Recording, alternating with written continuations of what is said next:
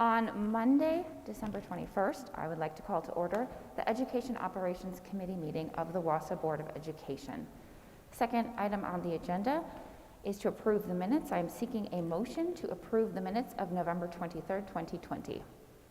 So moved. Second. All in favor? Aye. Opposed? Abstentions? Motion carries. Those minutes are approved. Agenda item number 3, public and student comment. I know there was one.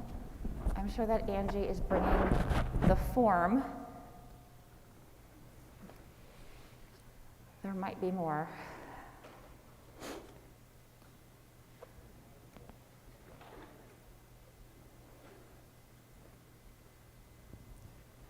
Very efficient tonight. We might have beat her.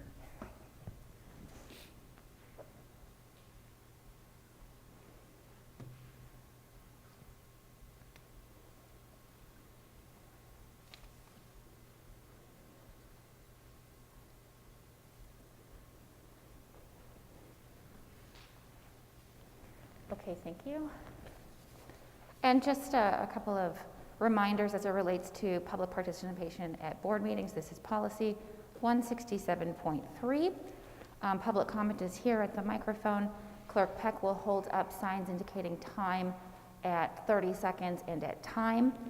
Attendees must register prior to the start of the meeting. We do have one individual who has registered. Each statement must be limited to 3 minutes of duration. Speaker shall direct all comments to the board and not to staff or other participants.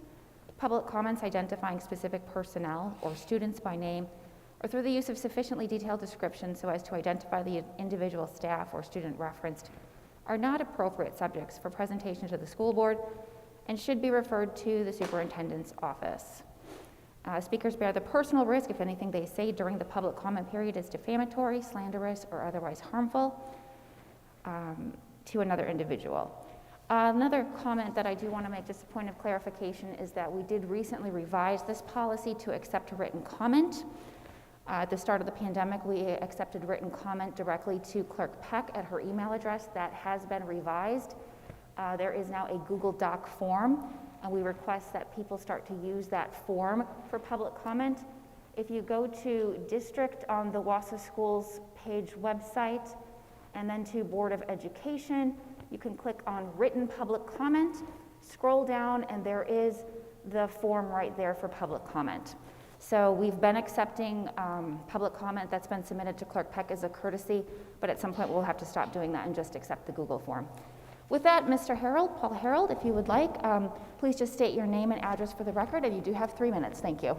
Good evening, Paul Harold, 153070 Morning Glory Lane in Wausau.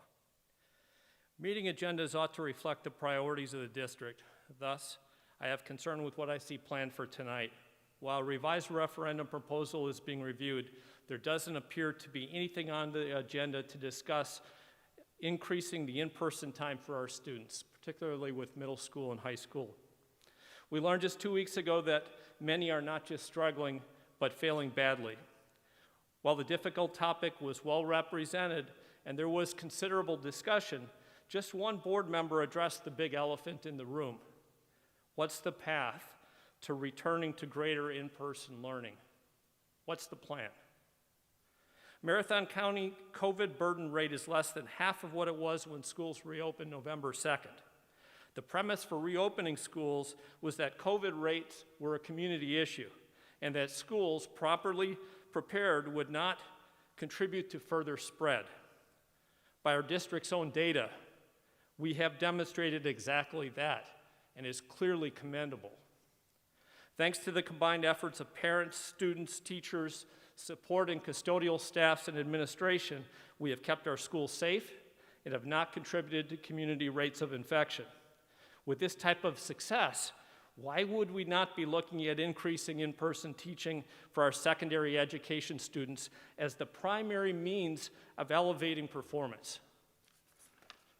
While tonight's agenda is devoid of topics related to returning to in-person learning, there is one topic regarding involved citizen policy that again questions the district priorities. The framework for the policy is clearly filled with politically charged components. I encourage those present tonight to dismiss the topic and focus on two simple district priorities. One, securing funding for needed support and infrastructure. And two, charting a path to the most effective mode of learning for our students, that being in-person learning. Thank you. Okay, and we did receive a few written public comments. They will be published on the district website in the same place that the agendas are posted under the header of extras. Okay, going on to agenda item 4, whole child, whole Wausau short cycle reports. So we have a number of short cycle reports tonight. Just a reminder, excuse me, while Mrs. Gundrum comes to the microphone, this will be our monthly update on the strategic plan, all the sub-goals. So these are just 5-minute updates, make sure the board knows what's going on and gives you an opportunity to ask a few questions. So thank you, Mrs. Gundrum. Good evening. Thank you so much for having me here tonight. I would like to first start out with a thank you to my team. As all of you know, I am part of the new 2021 staff class, if you will, and I would be remiss if I didn't give a shout out to my team, which includes Tammy, Sarah, Randy, Sharon, and Jennifer. Jennifer's new to our team, but they have all contributed to some of the work that you see before you in the presentation tonight. I'd also like to thank the LAT and the board for your warm welcome that I have received so far. So tonight we are here to focus on the people short cycle report, and I put a number of slides in the agenda, and I'm going to just speak to a few things on each of those slides as we go. So next slide, please. Thanks. As you may know, the overall goal for the people strand is to really position Wausau School District as an employer of choice. We want to attract, we want to retain the very best staff that we can find in the state and elsewhere, and we want to have our staff feel a sense of balance, and we're going to talk about each of those as we move forward in the presentation. So big picture strategies, these are items that you may have seen in the past because these items really haven't changed. The big picture strategies, how are we going to get there with regard to our people goals? We want our staff expectations to balance with our district expectations. When those are in alignment, we are in the best place to be able to move forward and serve our kids at the highest level. We want to have them, all of our staff have balance between their work and their personal lives. We want them to feel valued and cared for, and we want to increase our employee engagement, which we measure in a number of ways. The first part of the 3 parts connected to the people strand is really attract.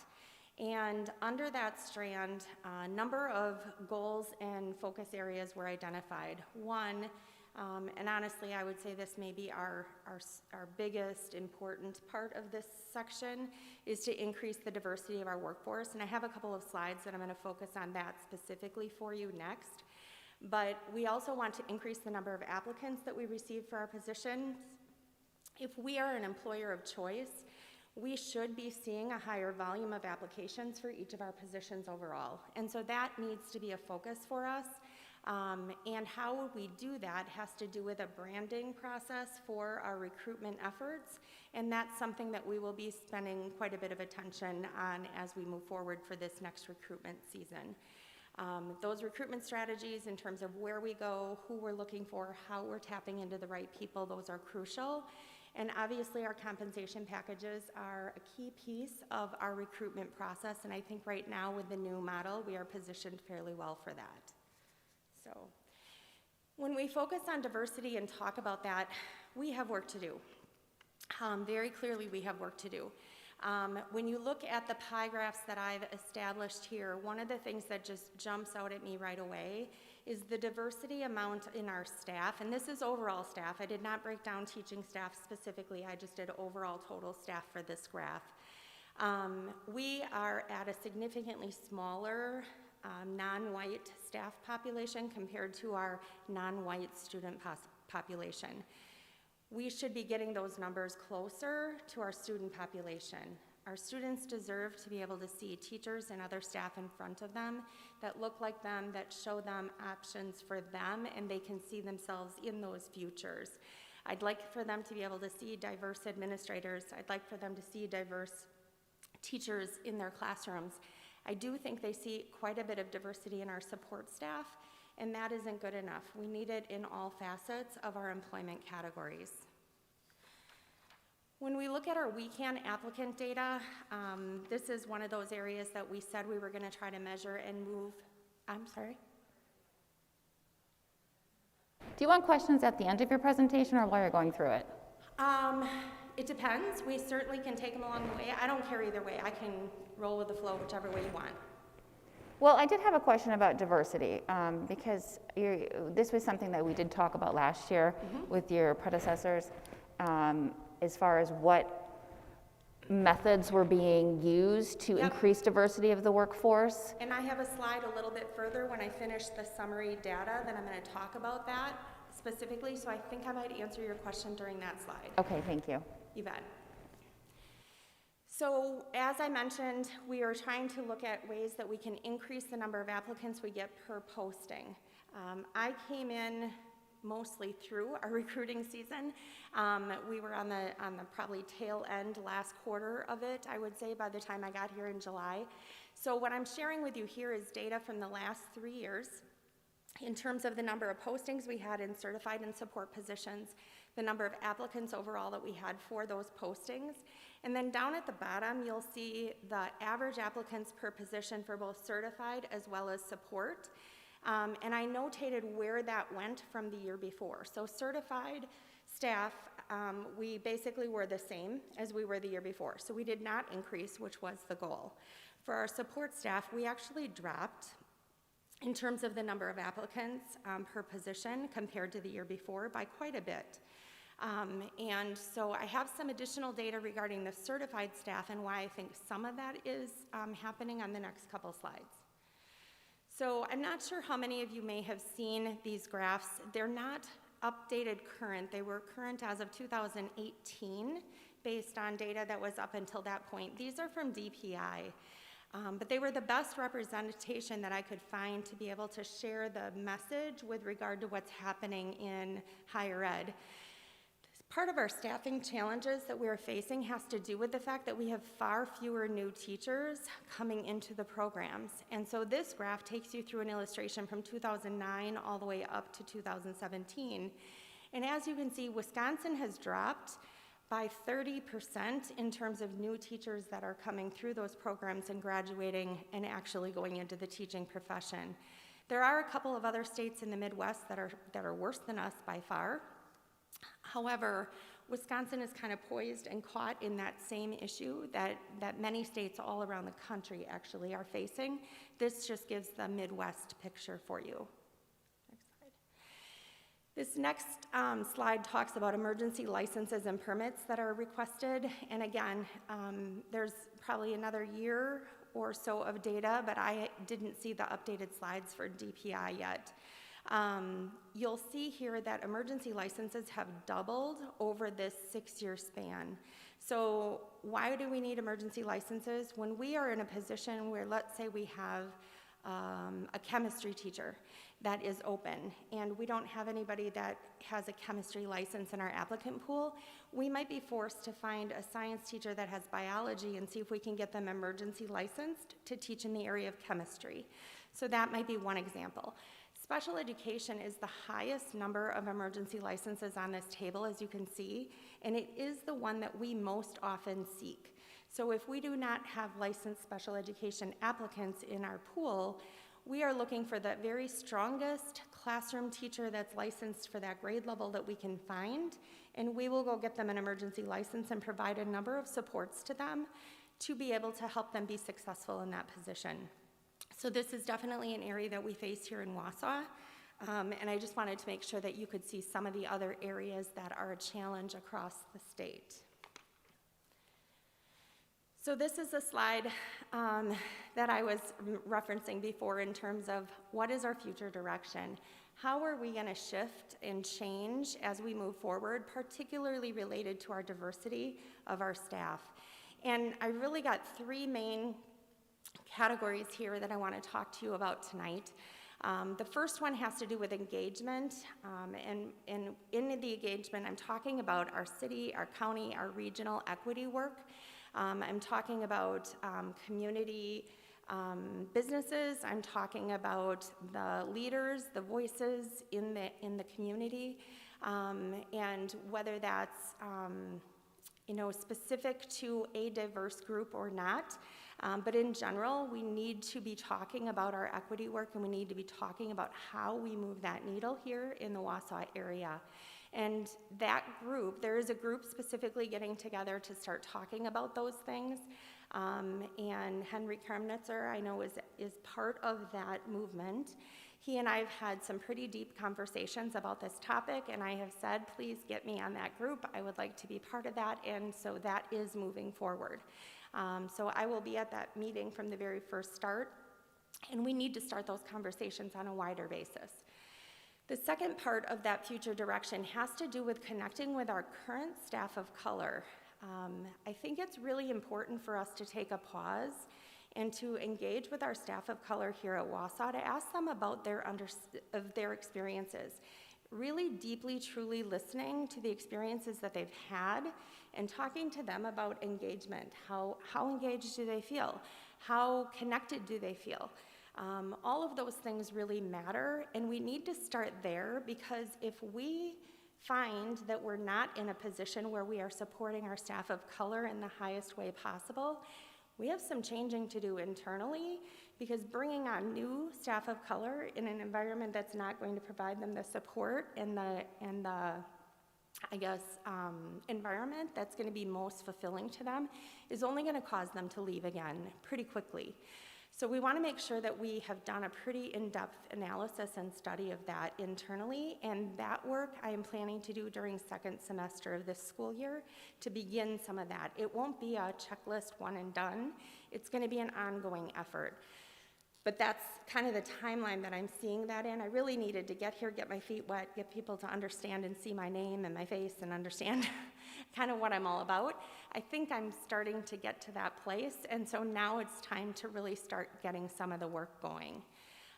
The last piece is a longer-term future goal, but I will tell you that I believe this is critically important to us actually being able to make progress in our diversity of our staff. We really need to find a way to be able to create a Grow Your Own program. I have done a number of things in diversity recruitment over my career. I have gone out of state. I have tried to recruit people from traditionally black colleges in the Southern Belt. We've gone lots of places to try to recruit staff of color. Districts all across the state have done that. I just attended a conference virtually last week. I actually presented a sectional on it. But one of the presentations that I attended was about diversity recruitment, and it happened to be Madison and Kenosha and Oshkosh school districts talking about their efforts. In the end, the Grow Your Own program is the thing that has made the biggest difference for those districts and for many districts around the area. We have a support, from a support staff standpoint, I think we have a lot of support staff who would be very interested in exploring opportunities to become teachers or possibly future administrators, but they either don't have a financial path that allows them to get there, or they don't have the ability to step away from their benefits and their position here in the district to be able to get that certification that they would like to seek out. I would like to be able to work with a Grow Your Own program concept to be able to provide some opportunities for our support staff to step forward and say, hey, I would like to become a teacher. Fabulous. Here's some funding. Here's some process. Here's what goes with that. Let's get you in a classroom if that's really where you envision yourself being. We are more likely to keep them here in the Wausau area if they're from the Wausau area already. And so that needs to be a focus. I think we also need to look at our graduating students and try to tap into some of them. And a couple of obvious areas that we could be exploring are high school clubs that are focused on future educators.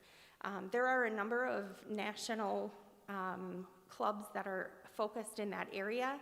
I think finding what works best for us would be great.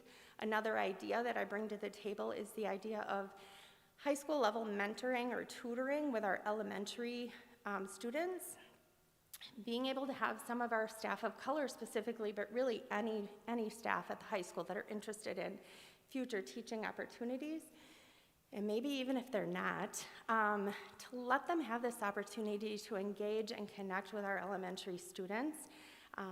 At my former district, I had an experience, we had a program like this at our high school, and we went to 2 elementaries specifically that had very high diversity ratios in their student population.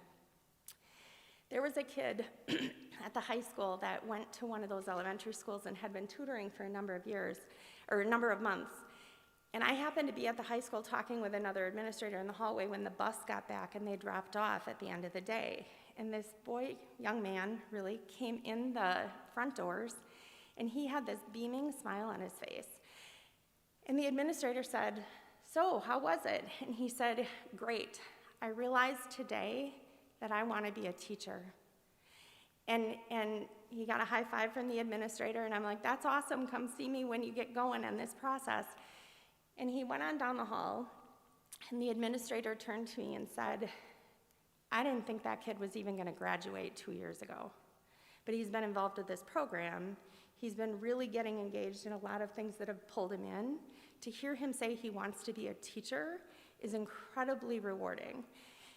We could do that here too in a big and broad way. I think there are lots and lots of opportunities for that to kind of expand in that area.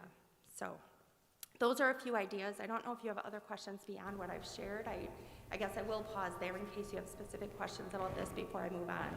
Well, you did touch on a little bit on what I was wondering, and I sort of suspected you bring a wealth of experience from your prior district, but that's a conversation that we had last year, and I know with the pandemic it's hard. You can't be going to these fairs, they're not having them, but it sounds like you're taking a much more aggressive approach than we've seen, and I don't really have any questions. I just want to say thank you. Can we go back, please?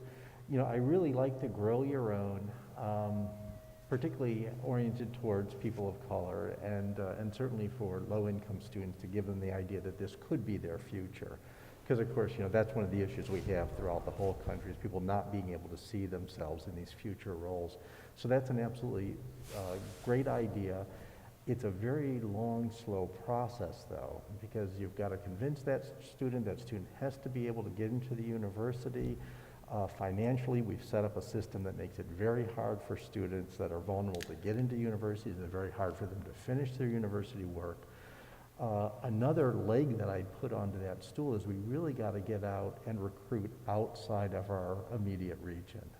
We've got to go beyond Oshkosh and Stevens Point and local schools that are predominantly white. The HBCUs that you mentioned, absolutely great, and into more urban districts, more urban university settings across the country, if we want to get diverse students or diverse candidates into our jobs here. Because just going to the same old places gets us the same old results. So I think we got to be very aggressive in going outside of what we've ever done in the past. I would agree with that, and at the same time, I've tried that in Illinois, I've tried that in Minneapolis, trying to stay in the Midwest, more urban populations, because, quite frankly, recruiting somebody from Texas or Louisiana to come to our snowy, very cold Wausau area is not ripe for success in the end. I from experience, I can share that. That said, there is a diversity recruitment fair that's coming up in April that's hosted by an organization in the Texas area, Houston actually, that I'm going to participate in. It's virtual. I'm going to see what we can do, and I'm going to certainly do my best. Part of it is also who I bring to the table, if you will, even though it's a virtual table, and who is there talking with candidates about their experience here. And so I just was messaging with Diana last week about a possible video to help with some of our branding and organization promotion with regard to recruitment, and I think that could play well for us for those other opportunities. And I want to involve some of our staff and even maybe some of our students in that process. So I agree with you, we're going to certainly give it our best go. I've not been super successful at convincing people from far away, especially warmer climates, to come to our area, but we certainly will be trying. But Tabitha, even the places that you reference are expanding beyond what we heard last year. So it is an improvement, because I recall when we asked about UW-Madison, and that wasn't really being tapped into, of my understanding. So one other thing too, you mentioned the high school clubs, but certainly the college clubs too, if there's a way to be able to reach out to them. And diversity comes in different forms. So you reference here persons of color, but if there's, from a human resources perspective, a way to embrace other diversities, that certainly would be wonderful too. That's true. Yes, absolutely. I agree with that. Thank you. I wanted to make a comment about the connection with our staff of color to more deeply understand their experiences. I think it's important that, if we're engaging with our staff of color, it's important to start from, or with someone that, those staff trust, because there's already, ingrained beliefs, that they've grown up with, that they're not going to trust, non-people of color, with their experiences, that, they're going to be misunderstood. So I think, that's where we really need to start off with, is someone that they trust, and then you start from there. Because if we start off with someone that they're not going to trust, or someone that they've had, certain maybe issues with before, then, that's already a bad place to start with. And I don't know, maybe in the future, we can hire some more people that are qualified, but are people of color, into leadership positions, so they see that, hey, this is a leader within the district, they look like me, and so I see that as well. Yep, and that's been my experience in the past, because I had a group like this that I previously helped facilitate, along with a couple of other leaders in the district who both happen to be Black, actually, but it could be any number of races, and we had a variety of races represented by that internal group. So it's absolutely critical. I 100% agree with you, Ka, in terms of making sure that we've got somebody there that they trust, that they can actually connect with, because honestly, I just got to tell you, if I'm just the white woman in the room, they're probably not just going to open up and start talking to me until there's some trust and some understanding built up. I've done a lot of work in my prior district and elsewhere with regard to equity. I'm not perfect. It's a constant learning journey, but I also do have quite a bit of knowledge and conversation and learning that is behind me in those efforts. So I really am very, very vested in hearing from our staff. And ultimately, I'd love to hear from our kids too about the experiences that they have in our school buildings, because that sets the stage for the environment that new staff will be coming into as well. So it's kind of all interconnected in the end. So I appreciate your comments. There are a number of community leaders that have shown great resilience and have overcome. It seems to me that if we could find some way to bring some of them in to do presentations or videos of things, that their stories and their testimonies will literally are encouraging, because they're personal, they're real, they're people that are here. I hope that some of those individuals are ending up on that group that we're doing for engagement across the city, the county, and the region. Those are exactly the types of people that I'm wanting to connect with. And whatever resources or suggestions or ideas that they can bring to that process, I am all ears and very open to hearing those. So, I really like the idea of having the club and the support, and that the school district is going to engage these people. I brought this up before, that we talk a lot about private side of the workforce, and we do very little on the public, and a lot of public jobs are family orientated. I mean, it's the dad, the granddad, than the sun, and teaching is one of those, law enforcement's another, and corrections is another, and I'd like to see that all eventually play into this, because all these things need new blood to bring new ideas, and I just think this is a great place to start. And the other idea I wanted to touch on was about the support for minority staff, that it has to not just be the other staff, it has to be with the kids. We have to make sure that we start very young with our kids. And this goes to the bullying thing, just to make sure that they're on the page and that they aren't giving teachers a hard time because of things that they've learned at home. Yeah, it's an ongoing process.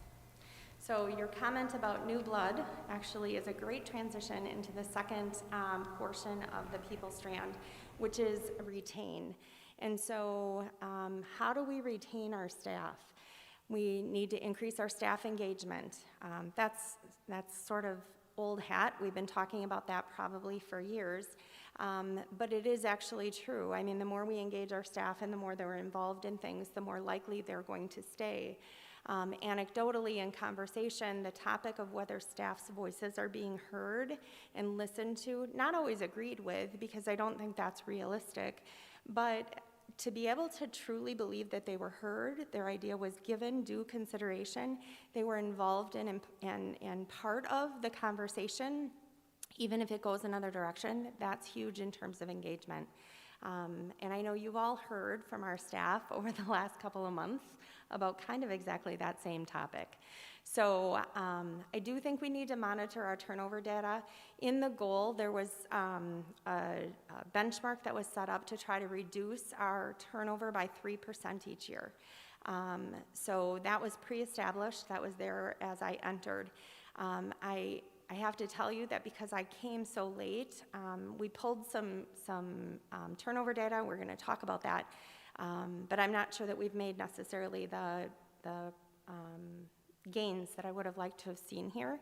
Competitive compensation packages, although that was on the last part for attracting, it also helps to retain, and you'll see why that's super critical on one of my later slides.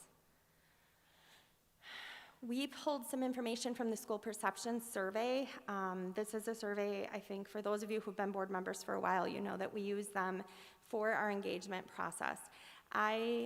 There are a number of questions in there that I could dig into and showcase for you, but I also didn't want to bring the whole survey basically to you because that's pretty much what the whole thing is.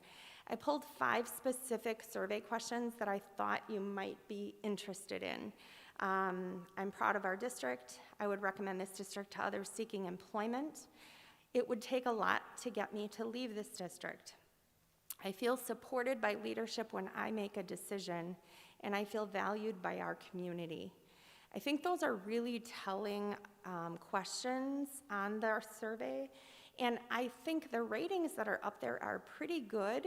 I'd love to always see them be higher. The one that worries me the most, and I have a caveat to this, is the middle one. It would take a lot to get me to leave this district at 70.8%. I would really love to see that number up in those 80s and even pushing towards 90, ideally. That would send a message, I think, that would be really valuable for all of us. At the same time, the caveat that I would share with you is even with that rating, we are in like the top 15% of similar districts that have done this survey across the state. So inherently, that item tends to be a lower scored item. Some of that may have to do with the transiency of jobs, or teaching jobs these days. Teachers are way more willing to move than they used to be, maybe a decade or two ago. Long gone are the days that people come to one district and they stay there for 30-some years. It still happens, but not as frequently anymore. So it is just something that's just different now as we've moved forward. It relates to this third item here. Have you considered, or maybe you already do, have you considered doing state interviews? I've talked to other board members throughout the state where their districts do that to get an idea of how they are able to keep their employees long-term. Yes, and I think I put that on one of the next slides. I meant to, because yes, I've done some study and analysis.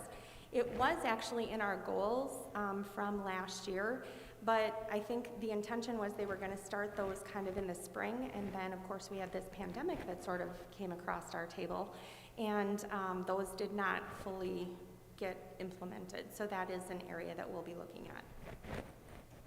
It's far better to get it when they're here than the exit survey in the end. So, and they look for different things, which is really important. One of the other items, I'm sorry. Can you hear me? Yeah. Okay, here we go. I had a question. I couldn't find it in the presentation earlier, and I do know that data has shown that the first 5 years of new teachers, speaking of teachers, we lose them. Statewide, nationally, things of that fashion. And one of the things that teachers have brought back, the young teachers have brought back, is mentorship programs. Yes. And getting some of these positive comments from the experienced teachers to work with these young people also helps keeping those young people past that 5 years. I'm just throwing that out as a data process. And are we doing anything with our young people or new people with mentorship? We do both. Mr. Nyman there might be the best person to give you a really in-depth analysis of all of those parts and pieces, but I know he works a lot with our new hires and their mentors. So new teachers to the district, if they're brand new to teaching especially, within a first couple of years, they are given a mentor as they join Wausau School District. Those mentors and mentees work together pretty closely with a guided program that I know Mr. Nyman is in charge of, or at least basically facilitates and leads. And they also meet on a regular basis, almost like a class, for more of the kind of in-the-moment need-to-know kinds of topics as the year goes through. Those that come to us with significant experience are not automatically granted a mentor, although if we notice that there are some deficiencies or some areas that we need to give more supports to, we certainly provide those resources, and we have. I'm aware of a few different situations that as a person came into Wausau School District, there were different things that we do that they weren't used to, and so we provided essentially a mentor even though they're not part of the formalized program. So it is critical, and I know that same data, and I did not include that in here, but you're right. Okay, so the next survey question that I pulled from the school perception survey was the most important job satisfaction factors. So in that list, there were 11 items, and what we did was we asked all of the staff to pick the top 4 that are most important for their own job satisfaction, and these were the 4. One of the things that I noticed that just screamed out at me was how high compensation and salary was compared to the other areas. And as I think about that, I am hopeful that the new salary comp model, particularly for our teachers, will go a long way towards getting us where we need to be on that plane. So I just mentioned that because I think they're interrelated in terms of other initiatives that have been working and getting implemented. And all of that model will, of course, be implemented with these mid-year changes for salary that you approved at the last meeting. So we're excited about that. So the 3-year history with regard to retention rates, I've included there. We certainly did go up or stayed pretty much close to the same in most areas. The biggest improvement was seen in the nutrition services area. That retention rate actually, I would say, skyrocketed by almost 20%, which is great. One of the other things that I would like to mention is just a philosophy and a belief. Turnover is not necessarily a bad thing. Every organization needs some level of turnover. So to your point earlier, bringing in new ideas and new perspective keeps an organization fresh, and it continues to keep an organization growing and moving forward. So While I would say to you, yes, we want to reduce our turnover, increase our retention. It's the same thing, depends on how you want to verbalize it. But the bottom line is, some turnover needs to happen to keep us growing. And so I look at these numbers and I would tell you, these are really great numbers. Across the state, these numbers are quite a bit lower. And so I feel pretty proud. When we ran these numbers, I was like, yeah, we're really knocking it out of the park here. So would I like them to be higher? Maybe in some of the areas, but I'm pretty okay with an 8% turnover on our certified staff. That's a pretty good number to be able to keep that new blood kind of coming in and new ideas and initiatives coming into the district. So exit interview data. I left this slide in because what was remarkable is that the top reasons for people leaving the Wausau School District really haven't changed since last year. The things that people tell us on the exit interview are these same 5 things. So are there some other reasons? Sure. But these are the 5 that are most commonly shared. We have retirements, we have people who leave our district to go work in another district. We have people who relocate, so they're moving to another state for either their job or somebody else's. We've got family circumstances, and then we've got returning to school, which some of our staff do. It's hard sometimes to balance school and work. One thing that I would like to split out more, and I have talked to my team about, is the working for another school district. I would like to take that and break that out even further to identify who's leaving for another school district for a promotion. For instance, I'm a teacher now and I'm going to become a principal or an associate principal or a dean of students, versus who's a math teacher who's going to a neighboring district to be a math teacher. Those are 2 different types of turnover, in my opinion, and in breaking that detail out would be really important for us to know, and we have not collected that finite of detail in the past, so I wasn't able to share that with you tonight. The third question, should I pause in case people have questions about that before I move on? Yeah. What are the 3 things you're doing to decrease the bad turnover? I would tell you right now I'm not doing anything because I'm just like getting grounded. So, but if just speaking off the top of my head, one of the things is,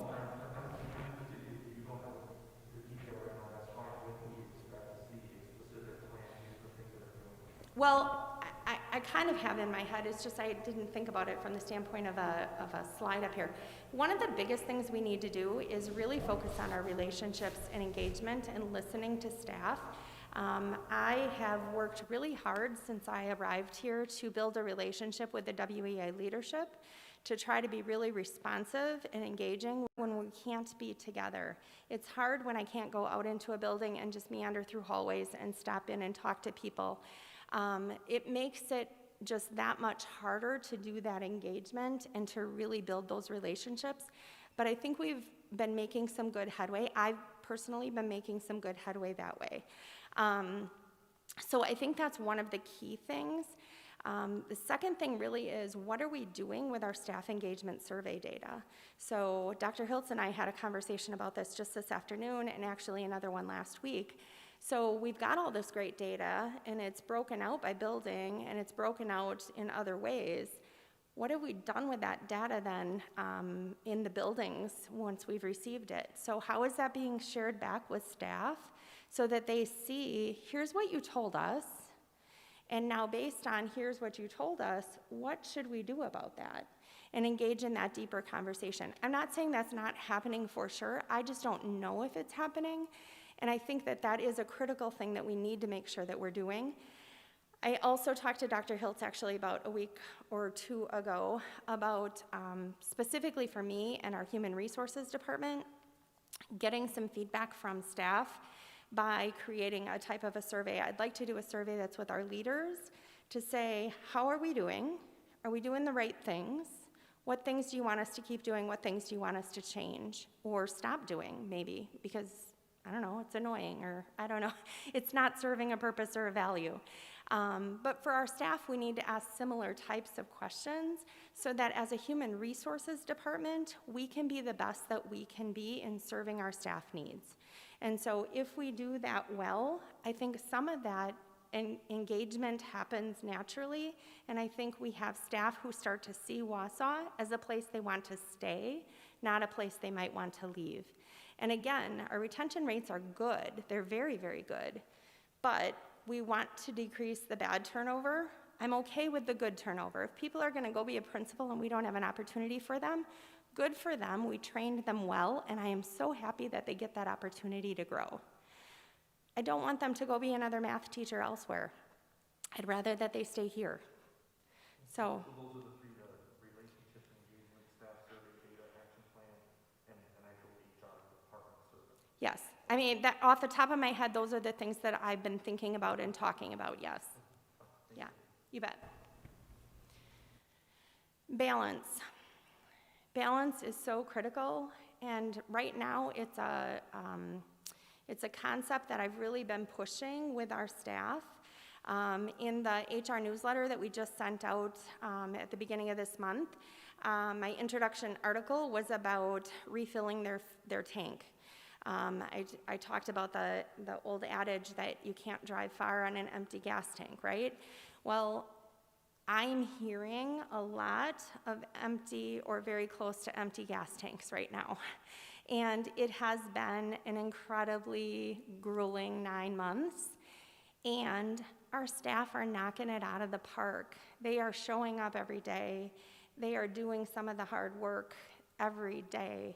And at this point, I hope they go into this break and they really purposely pause to refill those tanks, because they're gonna need that, just like all of us need that when we re-engage again in that work on January 4th and beyond. It's an important process. That is my kayak up there. I took that picture kayaking on the Wisconsin River this summer, right in downtown Wausau. I blew that picture up and it hangs on my wall in my apartment, and I look at it every day to remember that's part of my balance. And it's balance in a couple of ways. It's balance because it gives me peace between my work and my personal. It also is balance because if I'm not balanced sitting in that boat, I'm going over and I'm gonna get wet. And I think those kind of go hand in hand in terms of messages. I hope that all of our staff have a place that they can find that balance. In the school perception data, again, there are a number of questions that I think do point to whether or not our staff are feeling that sense of balance. I just picked out 3. The amount of work I'm asked to do is reasonable. I am able to sustain a healthy work-life balance. Can't get much more direct than that. And our district's wellness program is effective. Again, these ratings are maybe lower than I would like them to be, and at the same time, I think that they are very good compared to a lot of districts. The one I'm going to really target as we move forward this next year is that wellness program being effective. And I think a lot of that comes back to some communication, and I've been working with that team and with some of our other leaders in the wellness area to talk about how we're going to do some of that differently so that staff really feel engagement with that program and feel like it's making a difference for them and moving them forward. To the last slide, how do you deal with that first measurement, the 74.8%? Because, you know, whenever I get anything from our HR department, you know, at the university that says life balance, I click it off and go back to work because I don't have time for life balance, right? And so how do you get people to feel that they don't have too much on their plate? Go ahead. Part of it is, I think, the decision you all made recently to shift some of our learning on Fridays, as an example, I think spoke to helping the staff juggling what they're dealing with right now, and helping them feel some sense of balance. Some of it has to do with what are we providing them in terms of other supports and things. So Angie's going to talk about, when she comes up here, some other things connected to wellness that are coming in terms of initiatives, and I don't want to steal her thunder. So I'm going to let her highlight some of those things, but we have been brainstorming a number of ideas of things to bring to our staff to help engage them in those opportunities. I think it doesn't work if you make it mandatory. It's just not going to work. What works is to give it as a voluntary option, get staff to engage, and have that word of mouth spread so that more and more and more people come, and it grows organically. I think that is the key to making that successful. So, some data with regard to our wellness screenings and our flu shots. Both of these had to change modality significantly from what we've done in prior years. I think it's really interesting to see the huge jump in our flu shots because those numbers have not been very large in the past, and they jumped significantly this year, I think for obvious reasons. And know that the flu shots used to be done at a clinic here on site, and people could go to their own doctor or Walgreens or whatever pharmacy does them that they want to go to.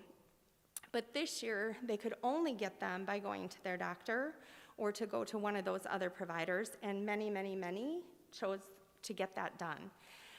In terms of the wellness screenings, we're significantly down, and that also has to do with a huge volume that's waiting to be scored and finalized.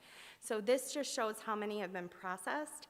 Our provider, Health Check 360, which is a new partner for us this year, the committee selected them around August, September, and we launched that program in early October.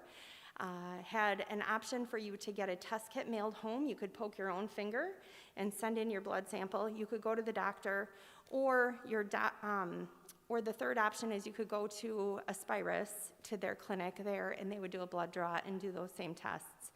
Many people chose the at-home test kit. I'm not surprised by that, but we had such a push. It's that supply and demand. We had so much demand for them that there was a backlog of getting them the test kits. Once they got them, everybody filled them out and sent them in, and now they're waiting for processing. So I expect those numbers are going to jump more.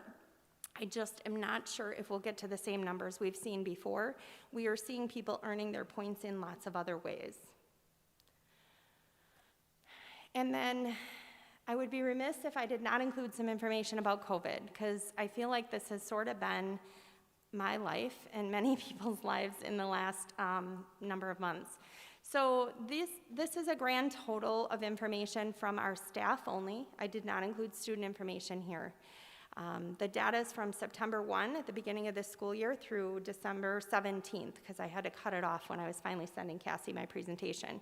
We've had 649 total quarantines completed, and there were 133 total positive cases that had been completed, resolved. The people were back at work already at that point. In terms of what was currently in the pipeline as of, again, the 17th, we had 65 total people quarantined, and of those, 12 of them were positive cases. So these are not mutually exclusive numbers. They are incorporated within. The quarantines include the positives, but I highlighted the positives as a separate breakout. So I have one more on COVID.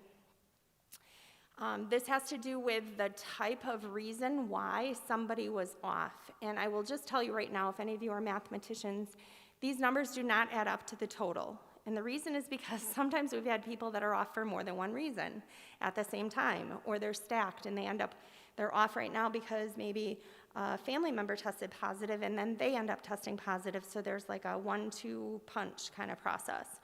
But I broke it out for completed and current, and I broke it out based on they're under a quarantine order. That means they're not positive, but maybe they were a close contact or something. If they had symptoms themselves and or they are currently positive, they're caring for a family member, or their school or daycare is closed. Whoops. Okay. So that has been a picture of our COVID data, and I think the numbers show very clearly what we've been doing with our time the last couple of months. I am thankful for Mike Fisher. You may recognize the name for some of you. He is a retired teacher from the district. We were able to hire Mike to come in and help work part-time with us to do contact tracing, because I felt like that was all we did. Tammy and I got very little done during those early couple of months, and it has been a huge benefit for us. I am covering winter break because I want them to take time off. I covered Thanksgiving because I want them to take time off. I took some time off elsewhere. So it's all about balance. And so we're trying to find that even in amongst our pandemic planning and issues. Next steps, I covered a lot of these along the way. But attracting, we need to increase the number of our job applicants. We need to really develop a relationship with our community organizations with that equity focus. We need to get some future plans in place regarding Grow Your Own. And yes, that's a really longer term vision, but if we don't start now, it's even longer away. So the sooner we start, the better. In terms of retaining, we need to continue our People Connect. It was a program where we went out into the buildings and we were present so that people could easily ask us questions about all kinds of things. It's part of our engagement strategy. We are starting those up virtually in January again. So I'm hopeful that that will give staff an easy access point to human resources so we can help guide them with any burning questions that they may have on any given day. We're going to consider state interviews. I did put it in there. I thought I had. Considering state interviews and other feedback loops with staff. We want to also focus on doing a support staff wage survey or wage study. My understanding is this was something that was identified last year. COVID and some other things kind of put that on pause, but we are working on a partnership with districts all around the region and across the state, with Forecast 5 as one of our partners, to do some data analysis, which will help answer some of our questions about where we stand in our support staff area. And then increasing employee education and resource materials. This really has to do with website redesign and getting materials in a place that staff know where they are, they can easily access them and get their questions answered quickly. And then last slide, I think, is the balance. Work-life balance, embedding it into the teacher compensation model. I do think that the new compensation model will help with that in terms of the way it's designed. We heard a lot about that in the past. Ongoing school perception data gathering analysis, I didn't put it in here, but inherently it's analyzing that and doing something about it and having an action plan based on the feedback that we receive. And then focusing on that wellness program value add items from that staff feedback. What do they want? What are they looking for? Let's try to provide that within our wellness program to get them there. General items, you're going to see at some point a review of some handbook topics and updates. There are some areas that really do need some attention. Online task manager, we're looking at some electronic processing of our workflow rather than it being more paper-based. It will make a lot of things more efficient, and we're working collaboratively with the business office on those. And then updates to individual contract language, which I know you've started to see from me, and you'll see again when we bring forward teacher contracts later this spring. Just tweaking and updating that language to make sure that it's as up to date as it possibly can be. Any other questions? I have a comment more than a question. You mentioned the Grow Your Own, and the focus really was on growing our students to become educators, growing our support staff to become teachers, both of which I think are a great idea. I really think we need to focus also on growing our teachers to become administrators. A real focus on, if we have a teacher who wants to be a principal, supporting that path and really leaning towards hiring that person when a position opens as opposed to hiring somebody from the outside. And then there's the other side of that coin too, which is why don't more teachers, why don't we have more teachers wanting to become a principal? Hopefully the answer is because they love teaching so much, but if a principal position opens up, why don't we have 10 teachers trying to get that job? And so we not only have to support the teachers who want to move into that position, but also take a look at some of those administrative positions and find out why are they not more attractive? Is there something about those positions that we could improve to encourage our teachers to want to move into them? That's a great feedback and perspective, and definitely something that we can be looking into as well. 5 years ago, there were 6 school psychologists that graduated in the state of Wisconsin. Last week, we heard the data for our social emotional learning and our RTI. Do we have enough school psychologists in our district, and what can we do to grow them within our own, and then have them here for years to come? Yeah, that's a great question. I would say we have a number of areas, just honestly, they're across the state that are hard to fill positions. School psych would be high at the top of that list. I could probably rattle off 10 more other positions across the district that would be challenging positions to fill. I think in all of those cases, it's a matter of building those partnerships and connections to the universities that offer those programs.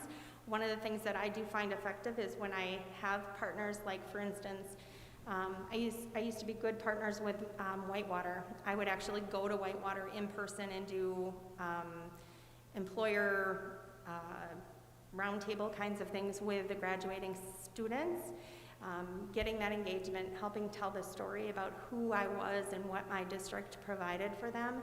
I think some of those partnerships are really important for us, and knowing the right places to go. So for school psych, if we have openings for that, there's this very specific school psych recruitment fair that we would want to be targeting to get, because that's where we're gonna get the best applicants for those positions. And it's early, it's like early February. So oftentimes it's before we even know if we're gonna have openings, and that's the hard part. So it's not probably the best answer, I mean, because there's probably a lot more, but those are some definite things that we need to focus and do.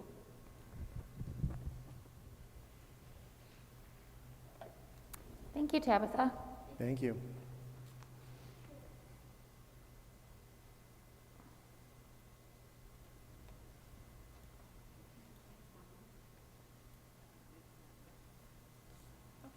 No problem. Good evening, Wausau School Board and Wausau community. Thank you for allowing me the opportunity tonight to speak to you. Wendy Cartledge is also part of the team that works on this. She is at home with her new baby, so we congratulate her and hope she has a great last few weeks with her new baby at home.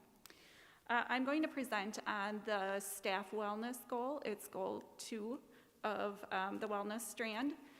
And the goal is by the end of 22-23 school years, we will improve staff wellness and relationships within the Wausau School District community, as evidenced by an increase of 6% yearly in a climate and culture staff survey.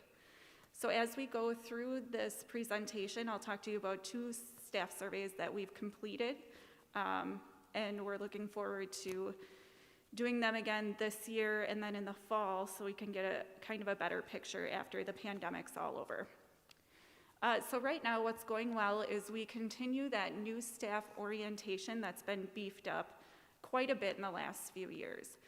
So I'm not sure exactly how it used to look, but we do a lot of different parts to it now when we first introduced staff into the district.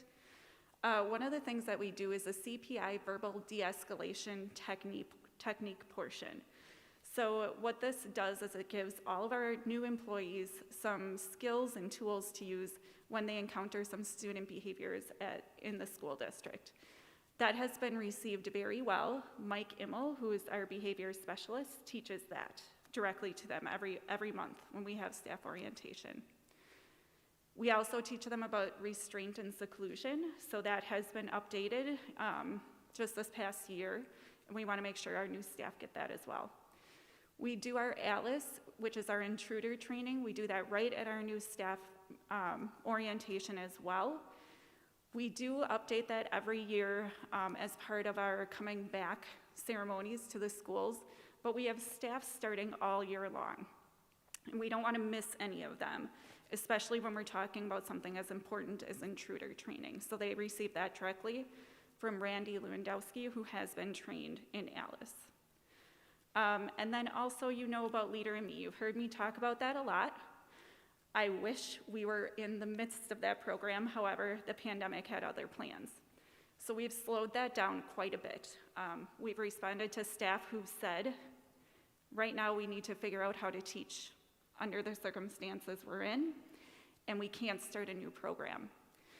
So we've responded to that, and we've held off the training. We were gonna do the training in January, but recognizing that we're still in this crisis. The teachers are still at their limits, administrators are at their limits, we're all at our limits. So we're pulling that back, and we will be doing that in August. We're very hopeful that we'll be coming back to a new normal school year that won't look like it does right now, and that staff will have more capacity to really reflect on themselves and then teach those habits. So that's a huge part of Leader in Me. It's based off the 7 habits of highly effective people. And really, what that program is built off of is looking at yourself as a human being, not just as the teachers being teachers and in their professional life, but really looking at their personal lives and how they can apply those 7 habits to themselves. We did do training with all Wausau School District administration. It was March 4th. And that next week we were right in pandemic mode.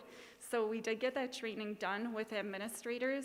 It probably wasn't the right time, but we didn't know it at that point. I wish we could have done that when we could have jumped off a little bit deeper right into the program. We did have our internal coaches trained in the 7 habits in August, so that was a 3-day training that they went through. We continue social emotional learning. We do that every month at staff meetings at the buildings. We send out a social emotional newsletter every Monday, so staff have lessons ready to go every Monday morning. They do them in their morning meetings, and that has been received very well. And we've also been focusing this year, we've skipped habits 1 through 6 for the time being, and we're focusing on habit 7. Can you click on that link? Which is sharpen the saw. And it's just another way to say fill the tank. Is that what you said? Fill the tank. Yeah. Oh, okay. You can go back out. So really what that was showing you, I apologize for that there was no access.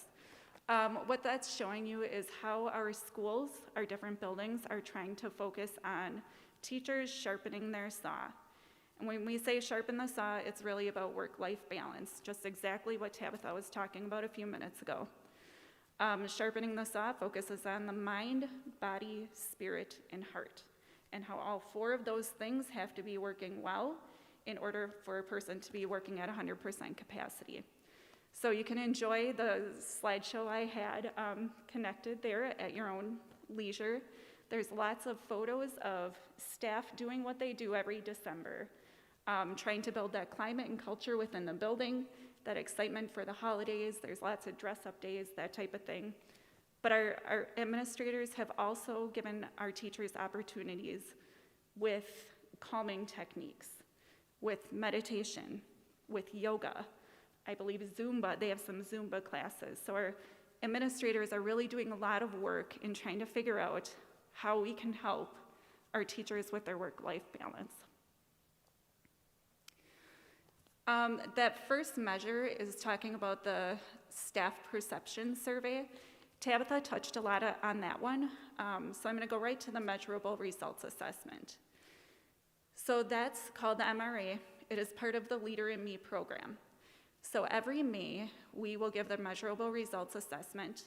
We wanted to get our baseline last May, which we were unable to do. However, we still gave that survey to staff. So when we give that survey, we give it to staff, students, and families, because we want to get that full view of the climate and culture within our district. Staff were the only ones who took it last spring. We didn't think that, especially our elementary age students, would be able to take themselves back to March and give their perception on what school was like before the pandemic. So we'll do our baseline this May. Hopefully we'll have a little bit of normalcy by then. You can see on the key up there, I've showed you, from not effective at all the way up to highly effective. We did all of our buildings, and the average score is 78, which puts us in the moderately effective range. A high score of 87 at one of our schools, which goes way up to effective, and then a low score of 67. So we know in a couple of buildings we have some work to do, and we're just happy to know kind of where we lie in that. Can you go back 1 second? Sorry.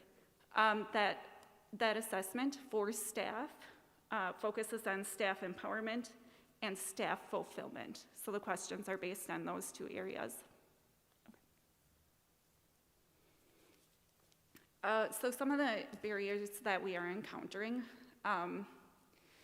in a crisis situation in a school, it takes a lot of staff, it takes a lot of time to calm down those crisis situations.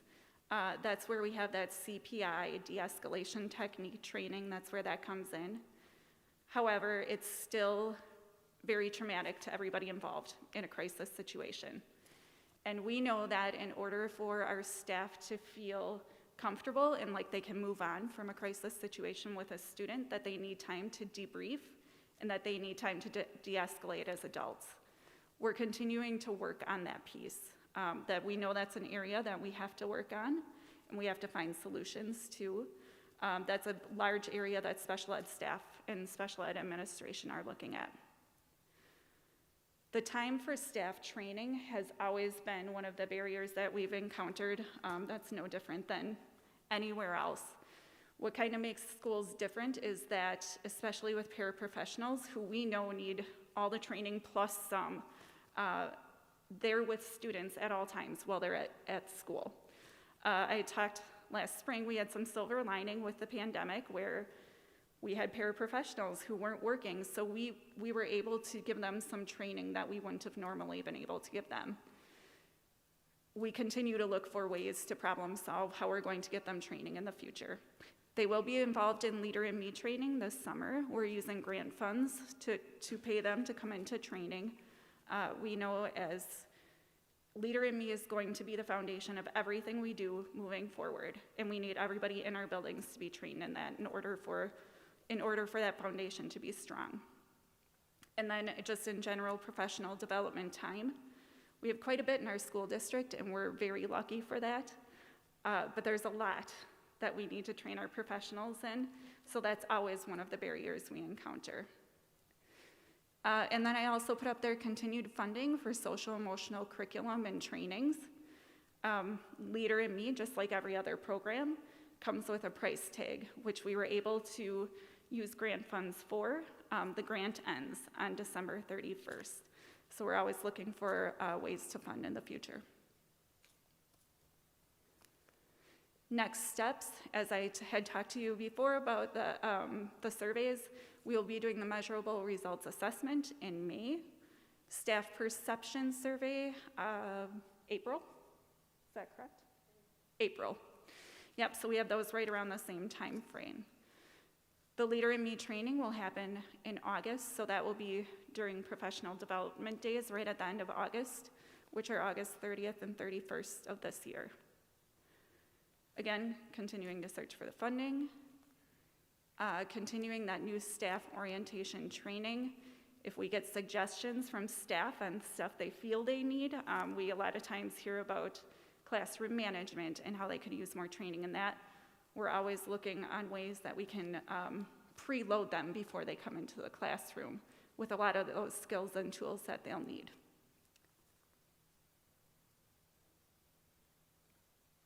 Okay, and that's it. Any questions for me? Doesn't look like it. All right, thank you, Angie. Thank you. Okay, thanks for those updates. And we are moving to agenda item 5, referendum development. Dr. Hiltz. Good evening, everyone.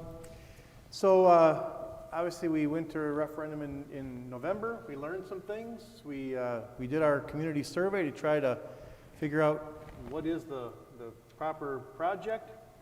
Then we spoke to a number of members of our staff and our PTO groups, got a little more refinement. We've come to the board a couple times to kind of check our thinking. So tonight we think we're narrowing in. So tonight we're really looking for kind of that final feedback. We hope to bring a final proposal to the board on January 11, which is our next meeting, 3 weeks from today. So as always, we start with our shared key interests. There we go. That is where that's one of our touch points, right? And you've seen them before. Also includes our mission, right? But we always are focused on student learning. We're engaging with the community. We are using research-based curriculum. We're trying to create those diverse learning opportunities. We've just talked about attracting and retaining high-quality staff and how important that is. These have been in place since 2011. they're still viable, they're still an important touch point, so we always begin with that in mind. Moving to slide 5, I believe. Thank you. So the grassroots referendum review, what did we hear when we spoke to our PTOs? And I just put some representative quotes up here. You've heard these before, but again, people weren't aware of the project. There was some anger associated with the start of the school year. There was concern about closing a school or changing boundaries. There was confusion about the project. Now people are saying, we do think that a referendum in April might pass if we don't close schools, don't change boundaries, and if the communication is clear and we understand the value to students and staff and families. Next slide, we just want to confirm what we're not going to propose. We've heard people loud and clear. We're not going to propose to close schools. We would not propose to change attendance boundaries. We would not be balancing enrollments. And I think that's important to know. Doesn't mean, though, that we're not considering the impact. The main impact of imbalanced enrollments is in our secondary schools on student access to programming and some impacts on staff in our smaller schools. We're learning some things through this pandemic and through the virtual learning, and so we're engaging secondary staff and principals in conversations about enrollments, about the impacts, and re-examining potential solutions. So while we're not proposing anything here, we're not forgetting about it. Slide 6. So let's get right to what we think, and I'm looking for feedback. This is what we think we would add in our final proposal. So first of all, in the last referendum, we really focused on the infrastructure, that bond question. That's important. We wanted to move this recurring question to the front. It is really that full pupil services teams is a critical strategic move across all aspects of our strategic plan. As a matter of fact, I think, Dr. Lee, you asked earlier, how do you improve work-life balance? Well, part of it's the volume of work, but another part of it is the type and the quality of the work. And what we've heard from staff and from parents and from students is, please help support students who are struggling with behavior, struggling with mental health. So that pupil services teams in all of our elementaries is a critical piece. You'll notice that we would propose to move this from a 3 million recurring to a 4. We talked about this in the last meeting. That would support those full pupil service teams. It also helps us deal with some of the shorter lifespan projects that we were originally including in the bond referendum. Let me pause there for a second, see if people have questions. I do. Yeah. So I was thinking about this, and I was wondering if there was anything else that could potentially be added, if there are other needs. For instance, our non-Title I schools that they don't have reading and math specialists. Is that something that there's a need for? I know when one of our elementaries lost their Title I status, losing those specialists was really detrimental. And another thing I was thinking, and Lance kind of alluded to it during the presentation by Tabitha, but if there was consideration for adding vice principals at the elementary level to kind of be that additional support in the elementary schools, but then to kind of train up so that we can have principals in our district that they're here. We're not retaining from outside districts. So this is different than what was proposed in the fall, and you're changing the amount here, but I'm also wondering if there's a need to expand who would be included in this. That would certainly be an allowable expense if that is something that the board would want to propose and the community would support. We could consider that. What I would say is, first, as far as the Title I supports, we could look at that. I guess we want to be strategic. This is a really kind of a one-time ask. The full pupil service teams will take somewhere between 2.5 and 3 million of this. That means we've got about roughly $1 million, a little more, moving forward. If we invest it in recurring expenses, then we lose it permanently, right? Or we should say we've invested it permanently. It's not available for anything else. If that's something of interest to the board, we could cost it out and add it to a proposal. I mean, I'm just asking because I think those would be helpful, but if it's not something that you're seeing as a major need, I just recall those conversations about the specialists and then, you know, our non-Title I schools. I'm not sure what the need is, but I could see how that would be very helpful to those schools as well. Yep, there are, as you can imagine, as we're serving our most precious resource, virtually unlimited needs. But yeah, I understand what you're saying. I do believe that the full pupil service teams would help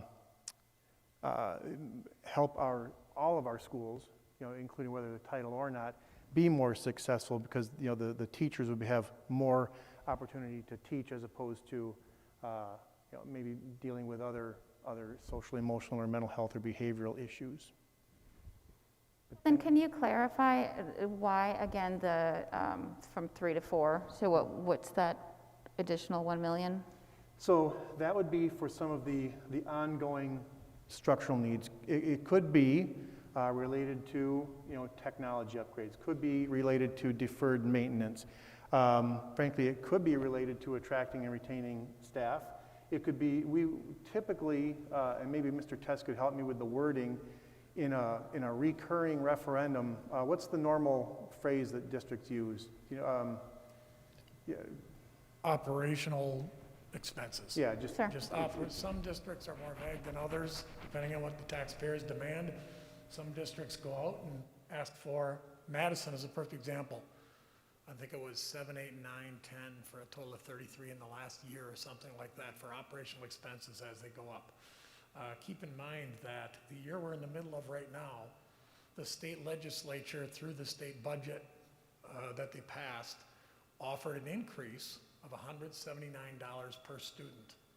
If we think of $179 per student, and we made that choice locally, that local choice would be increasing our revenue limit by about $1.5 million. So that kind of puts it in perspective. This year, we raised our revenue limit by that much, but we didn't vote on it. The state told us we could do that. Part of this is taking that into our own hands. Taking our budget in our own hands, because the state legislature for quite some time has said, you know, we can make this a local decision. That's why referenda to exceed the revenue limit are allowed. Locally, we can trump the decision of the state lawmakers. So that's the last part of it. The buffer to unpredictable state funding, the milling would allow some of that, but it would also do some of the shorter assets. Think about updating displays in rooms. That's a short-term asset. That's a 5-year asset. I can't say we would totally not spend 20-year money on some short-term assets because it's almost undeniable. You put paint on a parking lot, that's a pretty short-term asset that you borrow for 20 years for. Much of that happens when you build a new building. But the second one would allow us to do maybe some LED lighting upgrades, maybe some displays in schools, certain other technology items that are shorter assets. It would allow us to do some of that. But as I talked about a few weeks ago, think about the mass communication systems at Main and West. That's $400,000. So if you take 400,000 of that, that's only one project you can do, and then you have to wait for the second year to do another one. So hopefully that's what you were getting at. There. On your next slide, support full pupil services teams is I think, well explained. The second and third one need the same kind of treatment. And I think from a marketing perspective, need to be explained to the public as necessities. And not as a buffer against a potential problem, but these are needs that we're not being able to meet, that we can't meet with the operational budget as is. Say I really like that change from 3 to 4 million to give us some wiggle room in the budget, because I see that as a real problem. And our community has spoken and said they want all these different school buildings it costs us a lot more as a district to operate that many more. We're not getting economies of scale by having a little bit bigger elementary building, and when we tried to do that, the community said, we don't want that.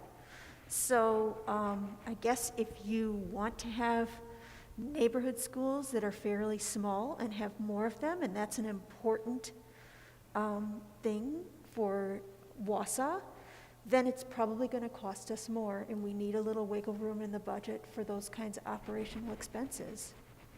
So I like that change. Too, just a word to the wise that if we increase the revenue limit on a recurring basis and we use any of that for a recurring cost, you can't spend it again and again and again. You use it for budget relief and it's pretty much done because you're using it for that sliver of recurring costs for as long as the revenue exists. So you just have to be careful, but I like the way you're thinking. Good, thank you. Cassie, could you go to the next? This was a point that we heard loud and clear from people is we don't know what a full pupil service team is and what they do. So we just added this slide here. Obviously, this would be a major communication point if the board decides to move forward, right? But just as an initial reminder, a full pupil service team would include a guidance counselor, social worker, school psychologist that we mentioned, health aide, and a behavior intervention specialist. When we talk about whole child, this is really, supporting the whole child, right, and those needs. Next, Cassie. So question number 2. We've heard it suggested that perhaps the $155 million was too big a price tag. We've heard a little bit of that. We've also heard counter to that.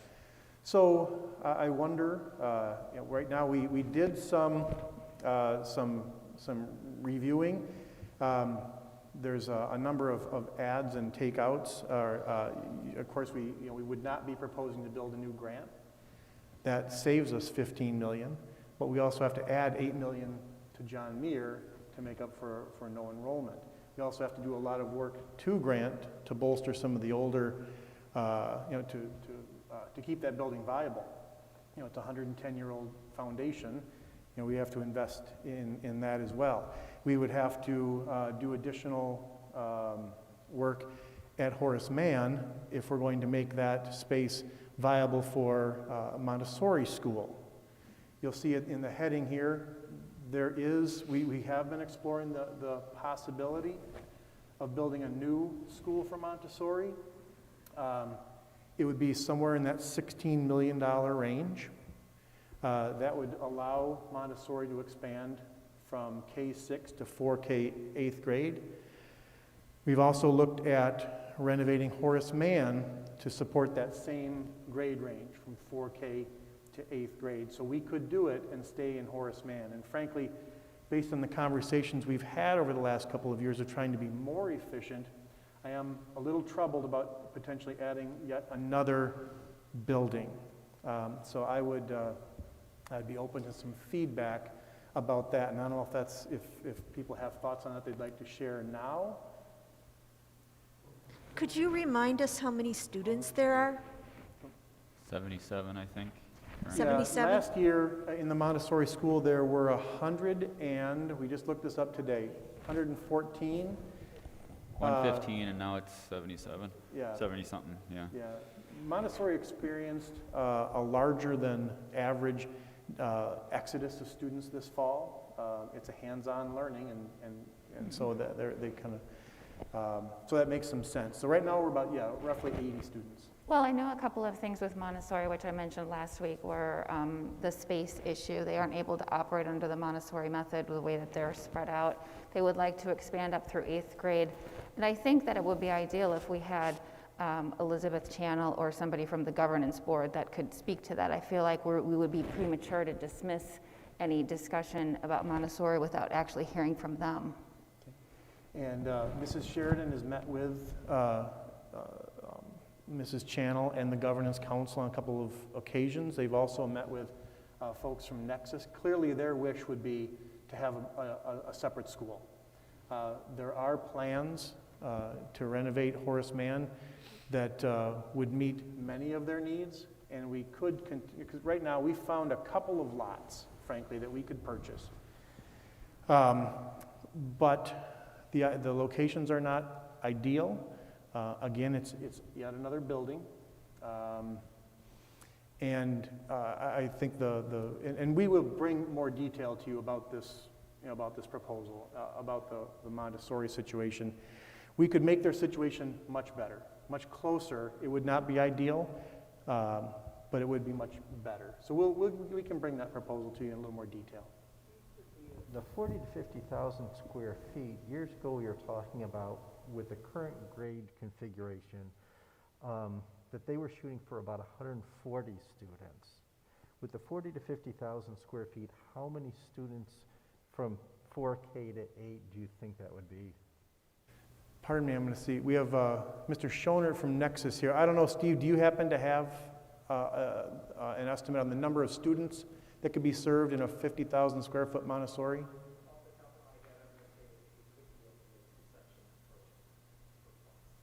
Two sections per class. So, okay. I don't want to do math in front of everybody. I might be wrong. I don't have it. So two sections, 4K through 8. I'd have to find out what the numbers are, and yeah, oh, go ahead, Jane.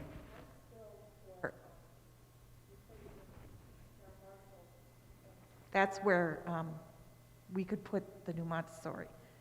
I think adding a new building is just the opposite of what we need to do. And John Marshall is going to be very, very expensive to add air conditioning to, and it seems like that's the ideal solution to me. Thank you. Say again? I'm thinking along those lines too. John Marshall has a similar footprint where they have a spot where you could build a new school, and then they've got that entire area. Element you could add on to that would have enough space for a Montessori of that scale? I know we looked at that early in the process. I don't recall at this point. I don't know, Bob or Steve, if you remember, or Larry, or otherwise we could go back and we could revisit those options that we looked at early. I could rule out quite a few of them.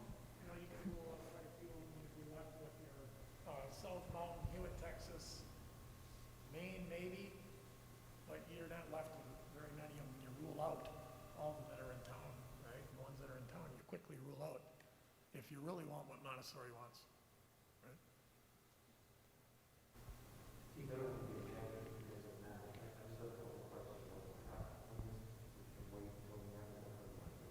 No, go ahead. So in the previous referendum, grant was targeted at what, 40 million to build it? 25, yeah. 26 million. The new grant was 26 million.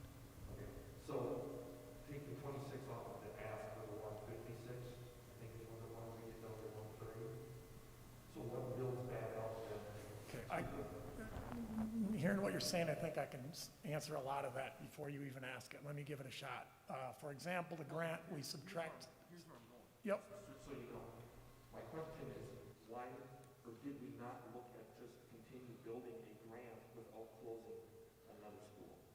And what does the finances look like there? I assume it wouldn't need to be as big. So if we started at 156, we build a smaller school, it comes down by some dollar amount. You're right, we did look at that. A grant that would be replacing the current grant was around, I think, 22 instead of 26. So 20 million instead of 26 versus repairing the current grant, I have 10.2 million to repair the current grant. So you're right, we could obviously save money by, instead of building a new grant, replacing with a smaller. 20 million for a new one? 20 million for a new grant that's smaller, that only replaces the grant size school instead of a bigger grant. And 10 million to fix grant? 10.2 million to fix the current grant. We're not seriously having a discussion for fall, right? think we're having that discussion or thought because of the push to make it a historic building to prevent us from being able to build a new grant. I mean, that's the reason we're having that discussion, right? Because otherwise, from a math standpoint, Pat's right. You wouldn't put $10 to $11 million into a 100-year-old building if you could replace it for $20 million. It doesn't make sense. If you look at what that impact would be on the taxes over the course of 20 years, from a math standpoint, you probably lose money because of the ongoing expenses you'd have with the old building still. So from a financial standpoint, it doesn't make sense. But if the city says we can't replace Grant, then I guess we got to put money into an old building.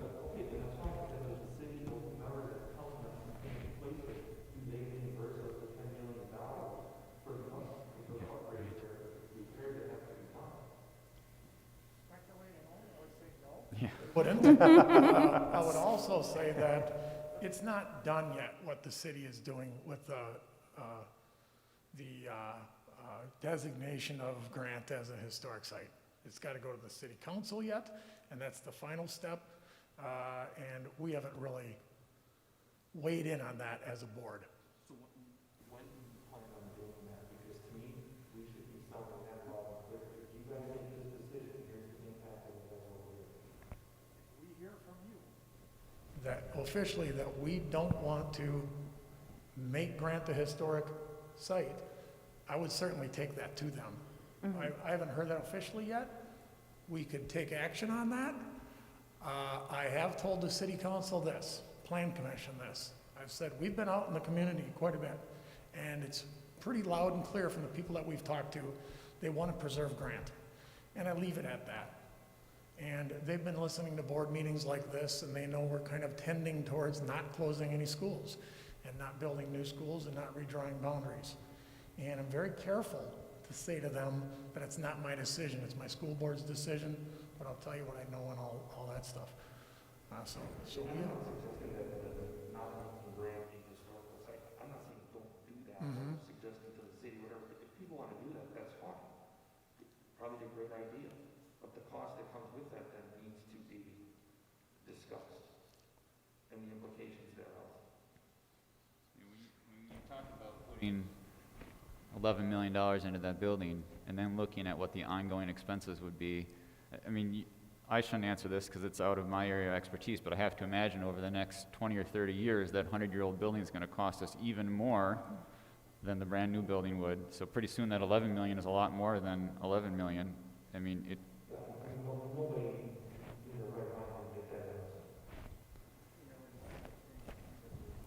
Because once it's designated, you are very limited on what you can do to change the building. And not to have your home listed, for instance. That is a huge, huge implication on us. The public needs to be aware of that too. As a business person, that is not lost on me. And we spent a lot of time trying to convince the community that, what do you want, a brand new $26 million school or a refurbished 110-year-old school for $10 million? And what naturally follows that conversation is, what about a smaller grant, just like for like replacing Grant? $20 million versus a $10 million investment in old school. And the community is telling us, at least from what I'm hearing, they want an old school. And that's where it's difficult for me, being financially responsible. It's a difficult decision to put that kind of money into an old school. But when the community tells me that's what they want, which is really all that we're hearing, we're not hearing people coming out telling us what you're just saying. Community, I mean, are they actually parents with kids in the school and that are going to be using the facility? PTOs, so all the PTOs that we talked to over the last month, some people at the preservation meetings, but I understand their position they're in, but also partly through the referendum that just failed and the survey that we did after the referendum, where that was part of the reason, right? Part of the reason. Don't close Grant, don't tear down Grant, it's a beloved old building. The part that I heard was don't close it, don't merge the schools. I didn't hear a strong and loud voice of people saying, don't build a new one. We did hear, though, from PTOs in more than one school, and not just Grant and Lincoln, right, that that we have to understand that Wausau likes the history in their schools. It's not a scientific survey, it's just a message that came through the PTOs. People saying they want to preserve a building, do we know what they mean? Is it icons, facades, the room layout? You know, how much can we change and still meet their desire to preserve it? Well, it's got to be the outside, because I don't imagine anyone is hoping to preserve extra small rooms and no air conditioning and, you know, steep stairways and, you know, small little closets and weird spaces. That's not what they want to preserve. They want to preserve the look of it, the outside. So that's our strategy then. Right. Right? Our strategy is you preserve the footprint and you preserve the exterior view of it while changing the interior. So it's, you know, because Bob, was it do I remember it correctly, $589 per kid per month to maintain that school? Is that a figure that I'm remembering from some years ago? But it was outrageously expensive compared to the newer schools. To make the maintenance cost per month per student in that school was very high. So, you know, if we can make that kind of an argument and say, look, these are things we can change and preserve the exterior view and some of the icons in the school and move forward. And the other point is, when you rehab a building like that and you've spent all that money, you still don't have an ideal solution because you can only do so much. You can only move so many walls. And putting a building over education of students just boggles my mind. And then you add the money that doesn't add up. It's very frustrating. There's a milestone. What's the time here? Can you write that down? So I think this needs more discussion at some level. Sure. Somebody. All right. Yeah, we can bring back more data. Much of it we kind of have in our head, and we're trying to do our best here. But we can bring back more data. And you might recall when we looked at closing Kiefer versus building a new one. Kiefer wasn't a beloved old building necessarily, okay? And it didn't have some of the emotional, sentimental attachment that Grant does. But we quickly showed through life cycle analysis that it was better to have a brand new building at 1.8 times or whatever the multiplier was than to have an old building that you had to continue to maintain. So what you're saying is absolutely true for old buildings, but trying to put a dollar amount on that sentimental, emotional attachment is the difficult part. But we'll come back with more for a like-for-like replacement and how that fits into this plan. Sounds like the emotional attachment costs about $10 million. Exactly. Exactly. More every year. The last referendum that we had that was successful, we had talked early on in that one about replacing Grant and putting Montessori at that site. So that's something else that could be considered. The only other questions I have to do, can you have the tax dollar amounts? You don't have to do it here. But you know, we have all of these different areas in here about community rooms, maker spaces, securing it. Can you, items just even generally, help the public, help me at least, get to that $140 million? Right now we've got 16 for Montessori, 4 million in the first question. How does that add up? Just with the big ticket items I think would be very helpful. We have all of that, and we can get that to you very quickly. Thank you. We've been reviewing those numbers. You know, tonight I'm really kind of going concept. We'll certainly bring you more detail. I think, you know, when you want to pass a referendum, it helps to have something that people get excited about. I had heard the last referendum that Montessori was going to be that, and I didn't hear it at all. I heard people speaking at meetings and to the media and letters and signs about not closing Lincoln and turning it into Montessori. I didn't hear any of the reverse. It didn't garner any attention at all. They don't understand Montessori charter But school. where They was- think they have to pay but- for it. They think it's expensive. But I mean, even from the Montessori community, I don't want to put them on the spot, but it wasn't there. And to me, to add an extra $15 or to $16 million onto this for an item that just didn't garner any sort of excitement or enthusiasm the last time, I think it would really severely decrease our chance of passing the referendum. I think there are other things that would garner more excitement. You talk about like our athletic department, our athletic families that would be supportive of something for athletics. The school forest one is certainly one Oh, that, yeah. that everybody loves. We need to really highlight that. We need That's something to videos. focus on. Yeah, I wonder if we could maybe talk about those items, some of those more exciting spaces, newer spaces.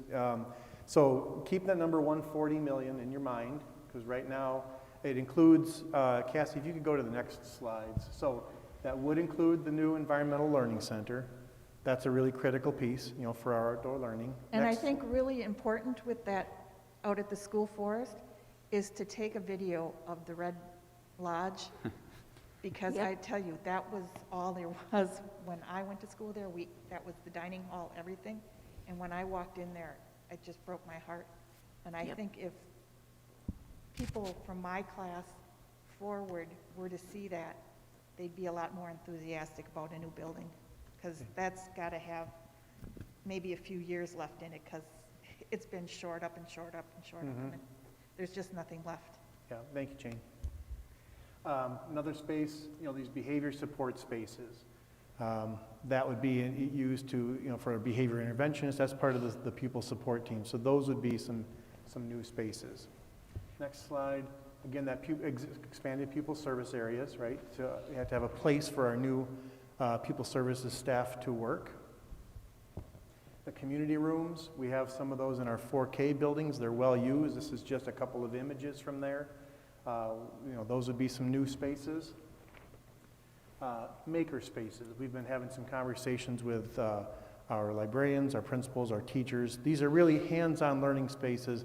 These are a variety of equipment, technology and non-technological, just to help learning become more creative, more hands-on. Again, we have secure entrances, but we do right now, this is kind of a good example. In this situation here, this person is talking to a person, that they can see and interact before they have access to the full school, right?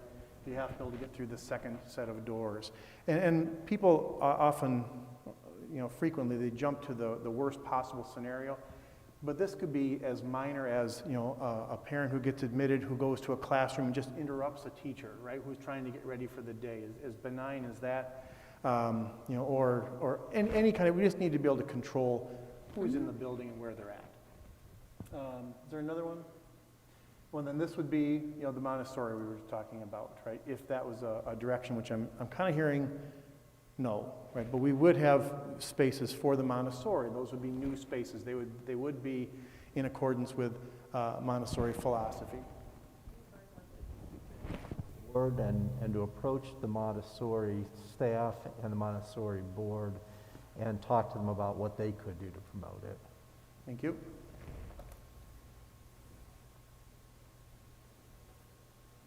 So, Lance, you brought up some other items that would be exciting to people. One example we had talked about was adding a stage or a prop creation space at Wausau East, right? They currently do it kind of on the stage or wherever they could, in the hallways. There's a very small little vestibule. We had been approached a year or two ago about could we build a scene shop, basically, right? That would be something that the arts community would certainly support. We could do the same thing at West. Currently, they build kind of on the sides, and we could expand that. So we could do some work in fine arts, some ADA accessibility pieces to the auditorium. That would be above and beyond the 140 million, right? Unless we cut and swap, but then it depends on what we're cutting away. Another area of interest would be lights on a lot of our fields, our athletic fields. That's been a request for a number of years. Turf on a number of our fields, whether it's Tom Field or the fields at the schools or both. We've got costs associated with all of those. Would you like us to bring those costs back for your consideration? But of course, you've got that balance of if the dollar amount gets too big, you know, then we run into the same issue we ran into last time. Some of the people that responded to the survey just thought the dollar amount was too big. So even though I brought it up, I understand that is an issue as well. We do have some fine arts improvements already with John Muir that are Yes. in this. So, you know, certainly that part of the community, which is very strong here, should be supportive. Agreed.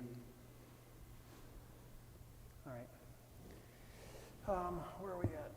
Oh, so that's kind of the 30,000-foot view of the project scope. And of course, I did not bring the list of all the deferred maintenance by building. You've seen some of that broken out in a previous presentation. Not a lot of that changes, other than the things we've mentioned. Communication, obviously that was a concern. People just didn't know what the project was, and so if you want to go to the next slide, Cassie, this is the way we're considering addressing the communications. So there'll be some grassroots pieces. Again, the PTOs have been a really nice way to start.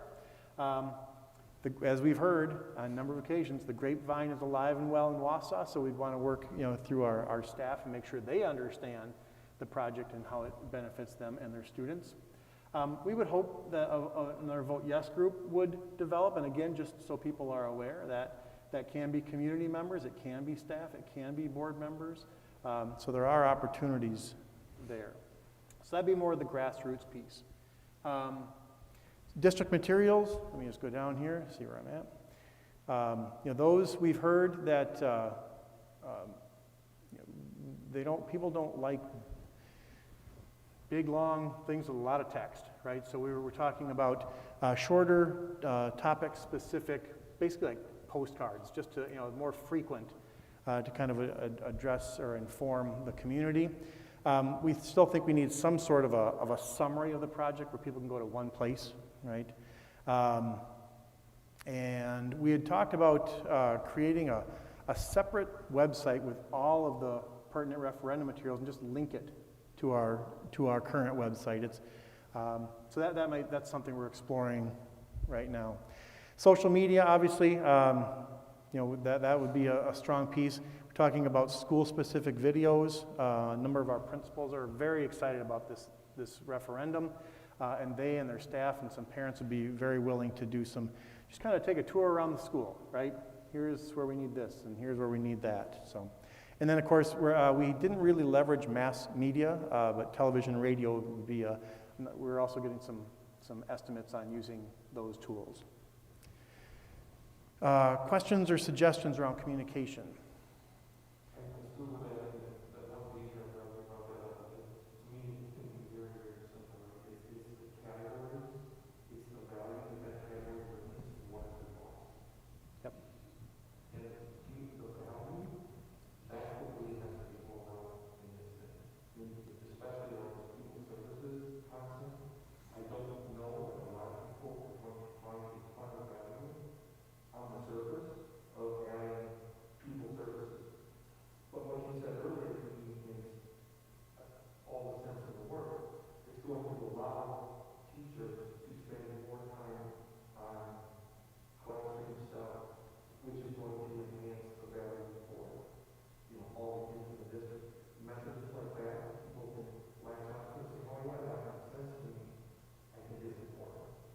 Good, thank you.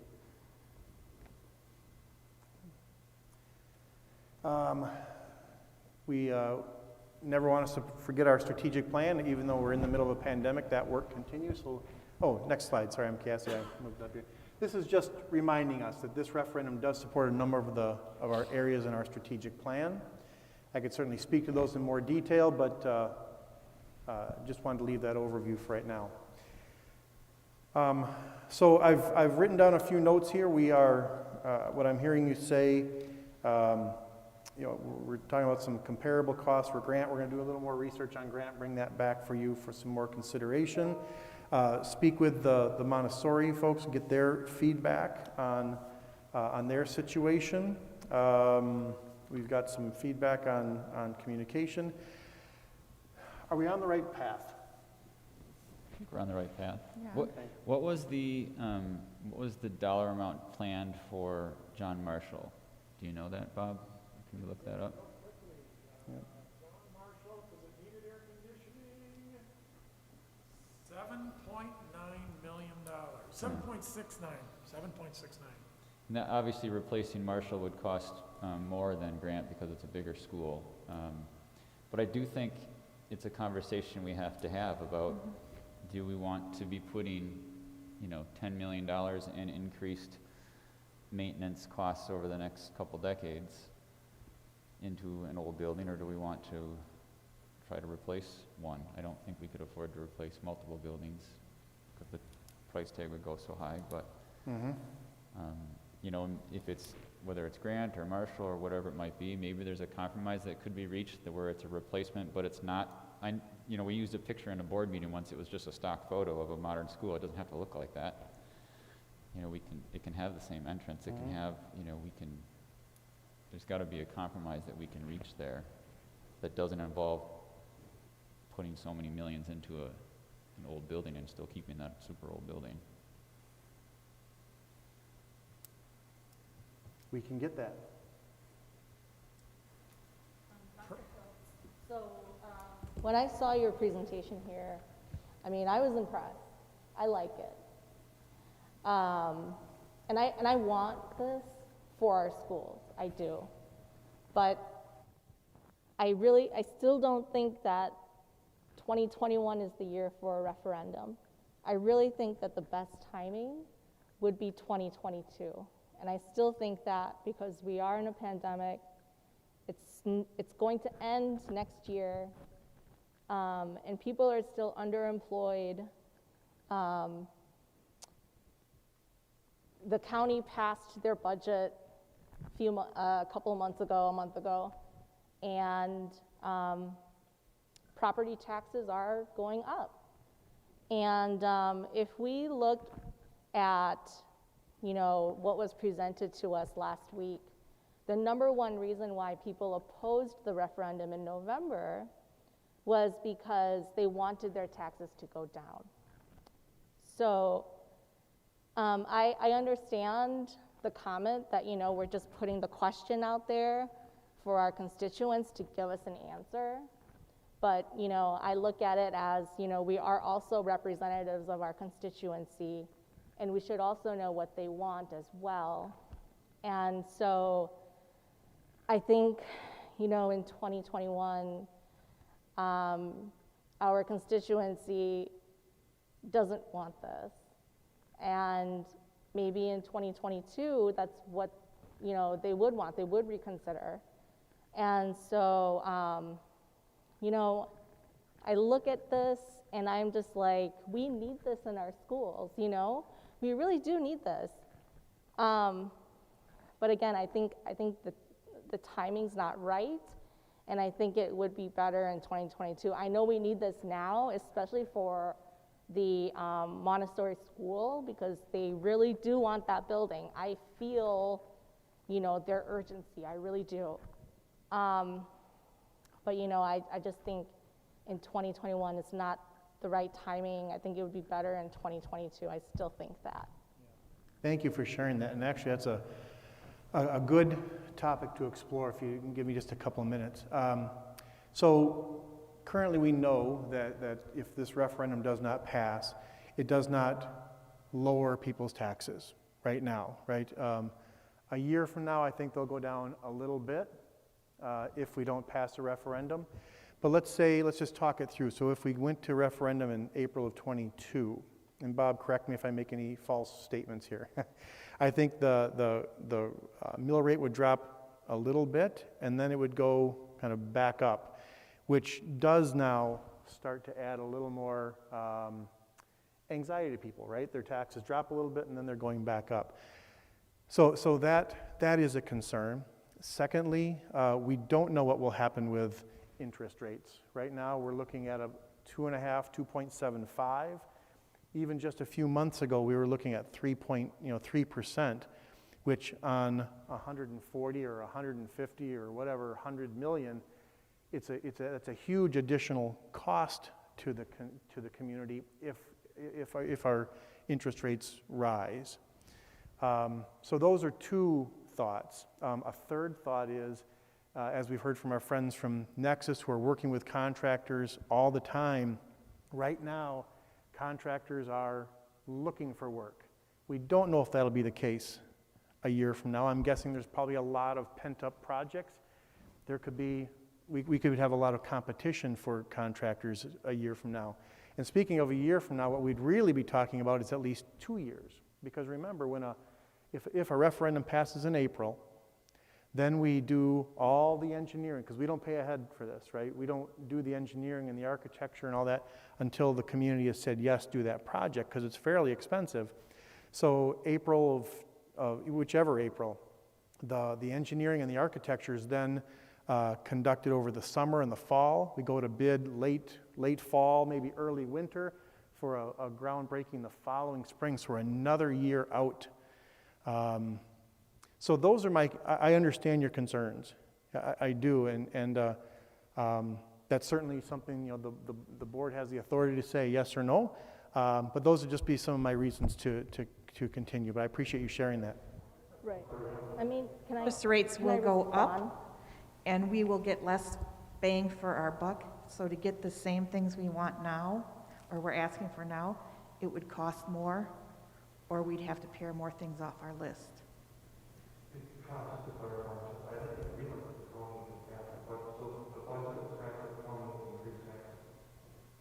So the county administrator, he looks at, how much an individual would pay on taxes in the upcoming year. And so property values increased. Mm-hmm. So with the value of property, that usually means that property taxes will increase. So even though tax rates did go down, the individual property bill goes up because property values went up in the county. So, yeah. No, this is totally not connected to that, but I'm just saying that, with our presentation last week, the number one reason why people voted against the November referendum was because they wanted their taxes to go down. And so, this is the time of year where we get a property tax bill, right? And so people are going to see that on their property tax bill, and then they're going to think of this, and, are they likely going to vote yes or no? And so, if we compare that to what they're going to see on their property tax bill this month, they're going to most likely vote no. Well, No, we don't know that, but that's what they're telling.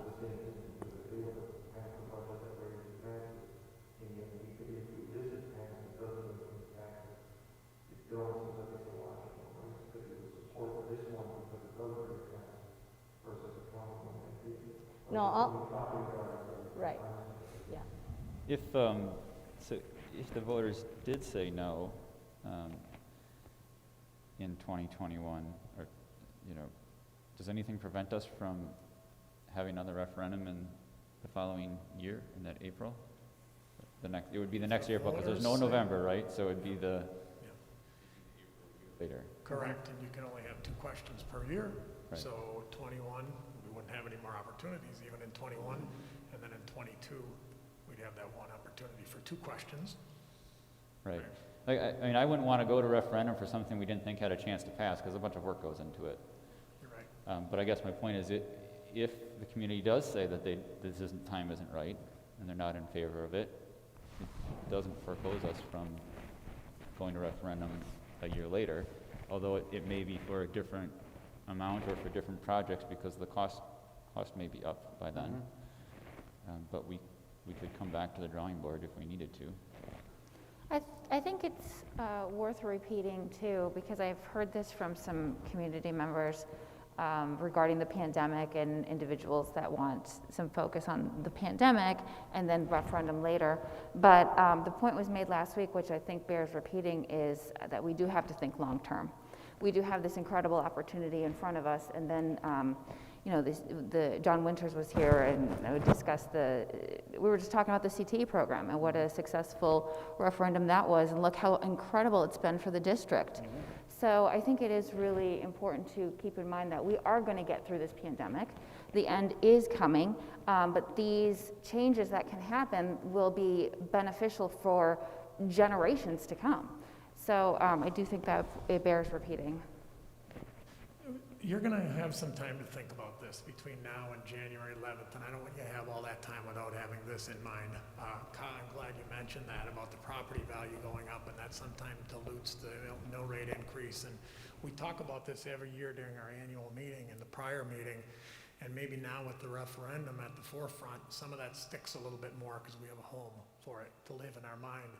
And this year, we did raise our tax levy. We raised our tax levy by almost 4%. We raised it 3.98%. But because our property value went up 9.05%, it diluted the mill rate. So the mill rate went down 50 cents.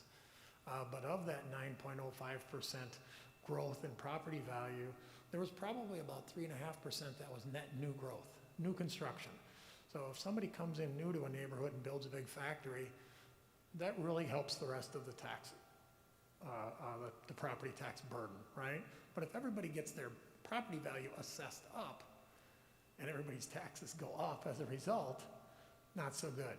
And we talk every year about, we have control in this room over the amount of mill rate or amount of tax levy, right? The amount of tax levy. And it did go up this last year. With the proposal that we had in November and what we're talking about here, the amount of tax levy would not go up. That's a pretty powerful statement to be able to make. Now, no matter what the property value does, if it goes up, it goes down, we can at least stand by the statement that the thing that we do control, the amount of the tax levy, at least for the Fund 39 part and the defeasance and all the things that we can control, things that we have control over, we're keeping flat. And if you think about bringing in the defeasance, $14 million we pay on debt retirement right now. Get rid of the 14, replace it with new debt and the recurring operational revenue limit increase, we can drop the amount of taxes, not necessarily the tax mill rate. So something to think about. And also the balance between question 1 and question 2. Roughly for every 15 million that we reduce the bond, we can generate another 1 million in revenue limit increase and have that be about the same tax impact. So we went from 155 down to 140, and we went from 3 million up to 4 million, same tax impact. Okay, so those are some things to think about as you're entertaining these thoughts over the next 3 or 4 weeks. Thanks, Bob. Did I hear another question? Oh. Okay, so it sounds like there's support. I'm going to put a motion forward, but you are going to have some more specifics on some items as well. Correct, yeah. We'll bring something for action on the 11th. Okay, so do we need to motion though right now to recommend? I think we do, yeah. So I'm seeking a motion to recommend to the full board the approval of the referendum proposal as presented, with the understanding that Dr. Hiltz will be bringing more precise information to the board. Okay, all in favor? What, I have a question, sorry. So as presented, what are we voting in favor of? Because there's... I would maybe amend that motion just to say referendum proposal as Referendum discussed proposal. Okay. with the I don't know what the word we want to use, with the recommendations made by the board. Okay. So thank you, Dr. Hiltz. Yeah. So I'm seeking a motion to recommend to the full board the approval of the referendum proposal with recommendations by the board. Right. All in favor? Aye. Opposed? Abstentions? Motion carries. Okay. Thank you. Thank you, Dr. Hiltz, and everybody that's worked on that. We look forward to additional information at our next meeting. Okay, back to Angie Lloyd.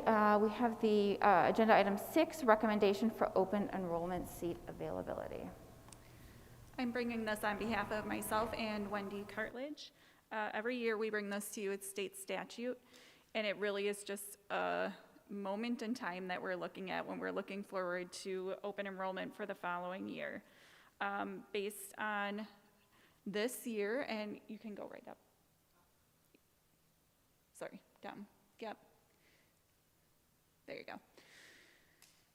Based on the year, you know, it was a very different year for us. We had many students open enroll out just on the way we started the school year.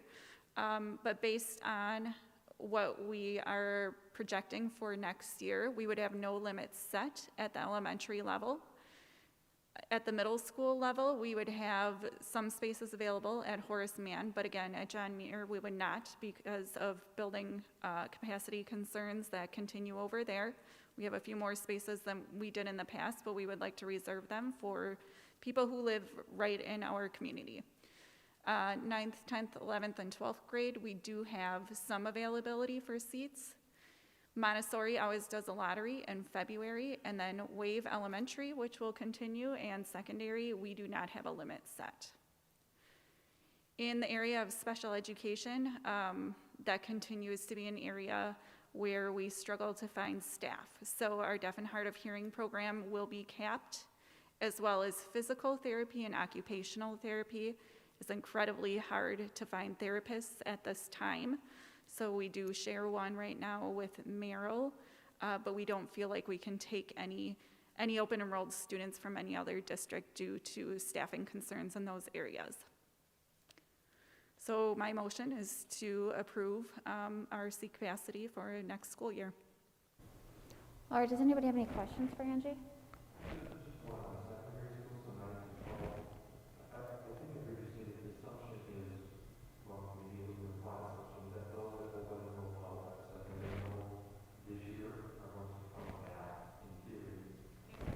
Hopefully, yes.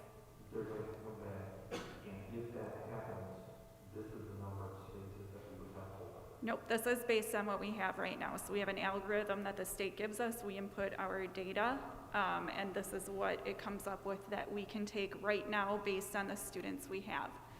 Again, this is just a glimpse into what we have right now. Next school year, or even into this summer when I start approving open enrollment, it really depends on what they have available at that point.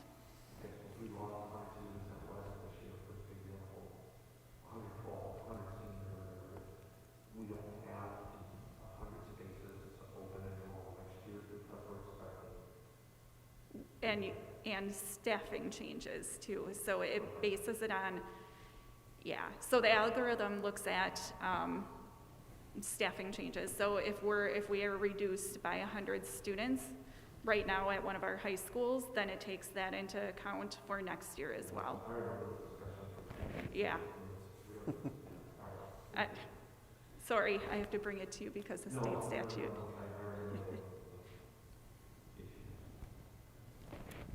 All right, then I am seeking a motion to recommend to the full board the approval of the regular and special education non-resident spaces available under open enrollment for the 2021-2022 school year as presented.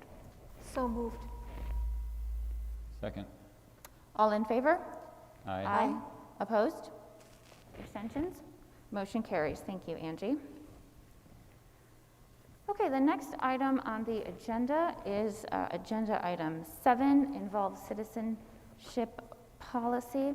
So I mentioned this to the board this summer when I served as a panelist for the Wisconsin Public Education Network. They have an annual summit. It was virtual this year.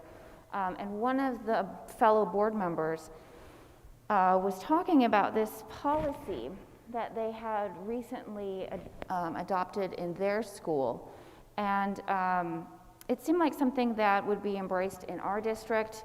We've demonstrated statewide leadership as it relates to matters of social justice and educational policy with mascots that have been submitted to Wisconsin Association of School Boards.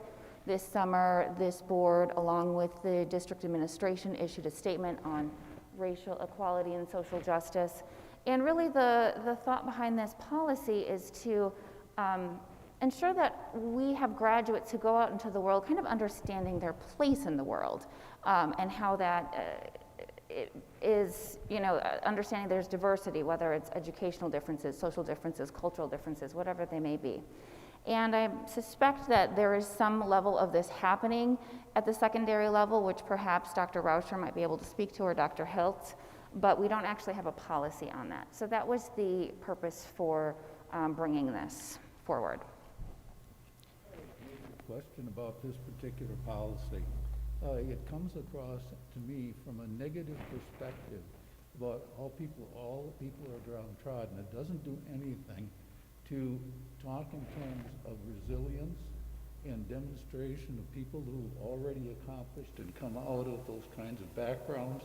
It doesn't talk about all the opportunities that we've provided and resources that are already available. And I think if we're going to do a broad brush approach, we absolutely need to put emphasis on the positives. So my suggestion is that we add a demonstration of resources or programs and opportunities available and resilience examples to encourage and support success for everyone. So I could not support it. I think that in learning about these, in ensuring an understanding of these different backgrounds, if you will, the resilience will be part of that education. I think it absolutely needs to be stated, and that people need to be aware of the amount of energy that has been put into providing resources for special ed, for helping with impoverished students, all those things. There has to be a broad awareness of the positive things that have been done, and we need to have really excellent examples of people that have demonstrated resilience and have come out of those backgrounds, and we need to understand how and why they've gotten there, because I think that provides a necessary example.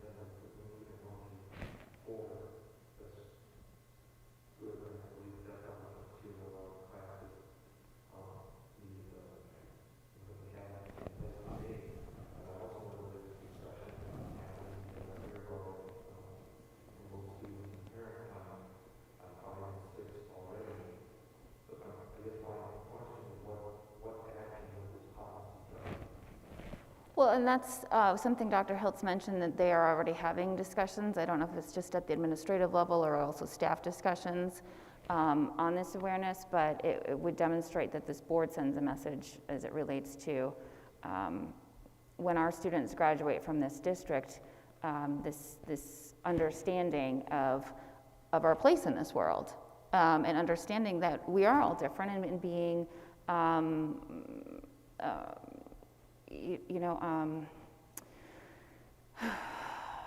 aware of those differences. Whether our graduates stay in Wausau their whole life or whether they move off to other places, but having an understanding that not everybody is like me or my friends, and that's okay. That's what makes, Saying earlier about our diverse staff, and it really needs to permeate the whole district. Staff, Right. no matter what their job is, and our students. Thank you for bringing that up, because that was something I was actually going to mention and I forgot, in how Tabitha was addressing the focus on increasing diversity in our educators and our staff. That is so important. It's so important for students to be able to identify with a teacher that looks like them, or that for whatever other diverse reason, if you will, they can identify with that teacher. It's also important for our students to have diverse teachers of other backgrounds that they can learn from, that are different from them. But that is just one tiny snapshot in this, really. I mean, it's great that that was presented tonight, because we were talking about this as well. But I'm not sure, Dr. Hiltz, if Dr. Rauscher can talk about this, but I think, and I didn't revise this from the La Crosse district, this is where this is from, because I felt like they had a pretty good, strong policy. And Lee, I can hear your concern, but the difficulty with policy is if you become too narrow, that can be problematic. So I can see the concerns you're raising being addressed within perhaps number 1 or number 2 in this current policy. Seeing the policy is written and Lee's addendum to it as oppositions, because, you know, when I think about the way that U.S. history is typically taught, and that's where probably most of this is going to come to bear, you tend to do both. You tend to show the historic inequalities, the historic unfairness, and talk about examples as you're going along. You always talk about Sojourner Truth, and you always talk about Frederick Douglass, and you always talk about individuals doing exactly what I understand Leah saying is, and that's just a normal part of it. And I think the way I hear it is he just is asking that an additional number be added to say that explicitly. Am I getting that right, Lee? Yes, basically. I frankly don't like quite the wording of 5 and 6, but I didn't take time to review that further. So, but I definitely do think that we need to do something to reinforce the other side on the possibilities of finding success and moving forward. We can look at multiple examples in our own community of people that have come out from very diverse backgrounds and have been very successful. And it seems to me that we need to help people understand the possibilities and the positive things for resilience. And we need to emphasize those examples. And people also need to know exactly what resources are available to them. So as we were talking earlier in an educational realm, what's available for this person who doesn't think they have the finances? And how can we support and encourage them? Because those programs are there, and we put billions and trillions of dollars into them every year. So why not put emphasis on the positive in addition to the concern that we have about making sure that we meet people's needs?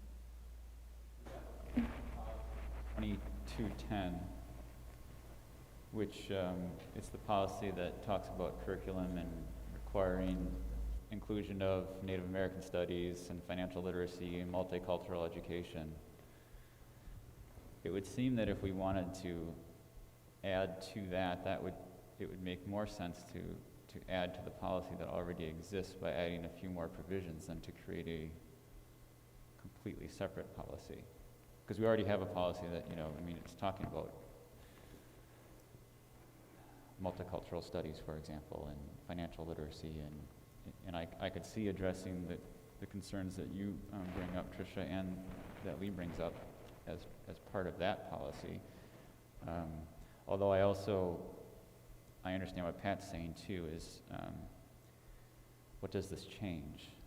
Like if we draft this policy, we'd suddenly now put a mandate that some curriculum has to be changed in some way in the district, or like what have we accomplished? I don't really want to add to our policies just to add to our policies if they're not actually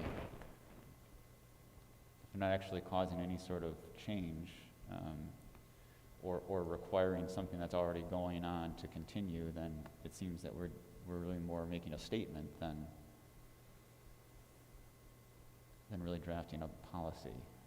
We've got a lot of policies already, but. So I guess I would be more in favor of incorporating it in some way in the policy that we already exist that's on this topic.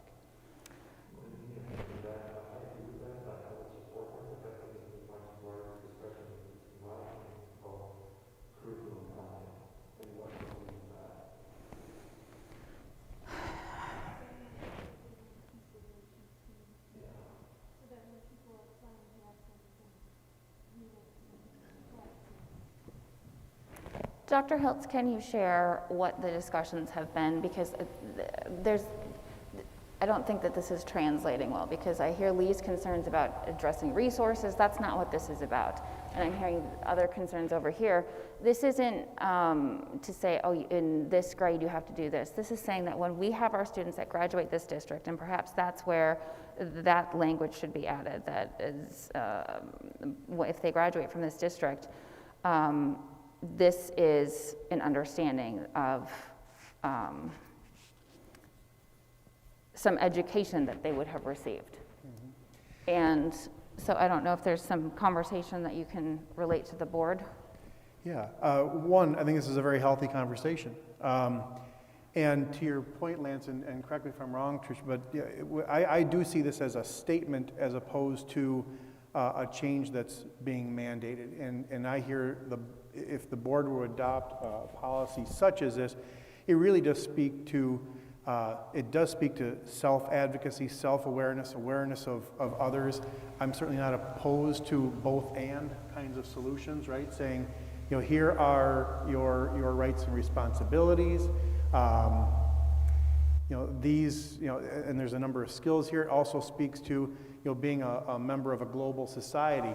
And I would see a statement such as, you know, related to resilience. I couldn't hear all of it, I'd like to see it, you know, but a statement about ways to overcome, right, some of the statements here. So for instance, you know, some of the work that President Zunker has been mentioning, some of it's just through Leader in Me. Everybody's a leader, right? And so some self-advocacy.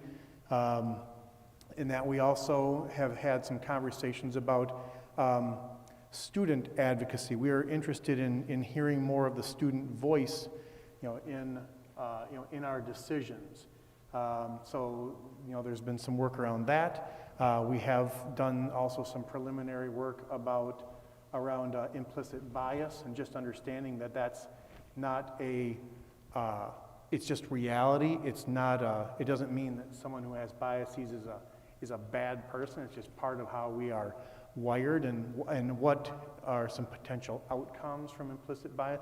So we've been working around these areas, and I think that work that we've been doing around it is helping us kind of develop our direction. You know, it's not been built into our strategic plan per se. We do speak to equity for all students. That's really around academic equity, but you also see, as we're talking about adding additional supports for, you know, as we've been talking tonight, mental health and behavioral health and all those. So, so that's not much of an answer. I'm just kind of free speaking about the work we've been doing in this area. And I don't know if, you know, if Dr. Rauscher or Angie, and we've all been a part of this conversation. Jen, are you shaking your head? Yes, you've got something? Yes. All right, thank you. And although I typically represent secondary, this really applies K-12, just as an awareness. Within the last 2 years in Wisconsin, we've adopted new social studies standards. And those standards really look to, instead of just separating social studies out into, okay, here we're studying economy, here we're studying geography, here we're studying history, they're based on essential questions that span K-12 that get to some of these issues. Just a few examples are, one of the big questions is, how does diversity impact society? Another one might be, what impacts a person's way of life or standard of living? What influences perspective and interpretation of history? And there are other questions, but you can see they're very broad, and they encourage students and teachers to explore some of these issues together, and to do it by integrating the different parts of social studies, not always separating them into their traditional silos. Then this year, there are new standards for English language arts, and again, these are K-12 standards. So, and honestly, this year we are purely, as educators around the state, learning what the standards say, learning what's in the revisions. But the work that I've been able to do with them so far, again, they really look to these issues. Some of the key shifts, for example, there's one about any learning and application of reading, writing, speaking, listening, and language emphasizes recognizing, valuing, and sustaining students' identities and the identities of others. So when you break that down more, it's the idea that students should, if they're reading literature, be able to find characters and people in there who look and behave like them and their families. There's similar ones for language, and it talks about students being flexible users of language and understanding that maybe some of the language I grew up speaking with my family might be very appropriate with my family or in certain settings, and that in another setting or with a different audience, I might adapt my language a different way. But really just honoring who students are so that they can bring their whole selves to school and that their identities are part of their learning. So that's just two places where I think you'll see us doing a lot of work over the next couple years simply because of the standards. See, and then to me, this would make more sense to add like any shared key interest where we want to make sure that students, leave here with a holistic perspective on society or something like that, rather than trying to, I don't want to say dictate, but I can't think of another word right now, some of the items that are in here. Well, e.g., that just means, for example, it doesn't mean those are all required, but, I would be curious if our students graduate and have an understanding of ableism, for instance. I think that there likely is work to continue to do outside of the current curriculum, and I think that the fact that we would be willing to have a joint statement this summer, and then we talk about how important equity is, but we don't want to, if you don't want to embrace this policy so that our students actually leave the district with an understanding of their positionality as it relates to others, that confuses me. Well, I guess that goes to my question is, what about what is happening now and what will change after makes you think that us not adopting this policy is going to change what our students will know when they graduate? That's the part I was asking. If I'm adopting a policy that says the students will do this, this, and this, that means I'm adopting a policy that's telling our teaching staff or administration, this is what you're going to have to do. So I'd like to know what they're going to have to do before I adopt a policy that tells them to do these things. I'm sorry, it's kind of circular, but you're describing it as a policy that's going to make a big substantial change. In what way? What's going to change about? No, I hope it's not a big substantial change. If I can make a suggestion, Henry Kremnitzer, who's a student safety specialist, is working right now to come up with a very large, diverse group. Tabitha had addressed it earlier, to look at the equity in our district. And I think that a lot of their work, and it's just in the beginning phases, is going to revolve around a lot of these. So if we're willing to put that on hold for right now and let that group really do some of that work, I think we would come up with a more robust either statement or policy, and we would really be able to look at, are we addressing ableism? Are we addressing all of these things right now? Because I can't answer you for sure if we are. So I think we need some time to really dive into that and look at that. How long do you think that work is going to take? Is it like the next 6 months or? Henry's pretty aggressive with, in a very good way, in getting people, on board and people who are very passionate about equity. So I think if given the opportunity, a 6-month opportunity to really dive into this work, we could come up with something very robust. Yeah, it's not a timeline. I was just curious if what you were thinking. Okay, so I think we will wait for Angie to bring something back later in 2021. All right, thank you. Okay, moving on to agenda item 8, project relaunch update. Yeah, Angie put this together, and then I'd like to speak to some of the conversations that have been happening about, potentially bringing students back to. Go ahead. So we told you we would do an update every month, so that's what this is. And we have some positive things that have happened. So we did anticipate with Thanksgiving that there would be a huge uptick, and we all kind of braced ourselves for that after Thanksgiving break. Cassie, if you would go down. I do have, I think I got this from the 16th of December. So as you can see, that uptick did not happen right after Thanksgiving. It actually went down quite a bit within our county. So that's the same as within our school district. We had a lot of quarantines before Thanksgiving, and it has consistently gone down after Thanksgiving.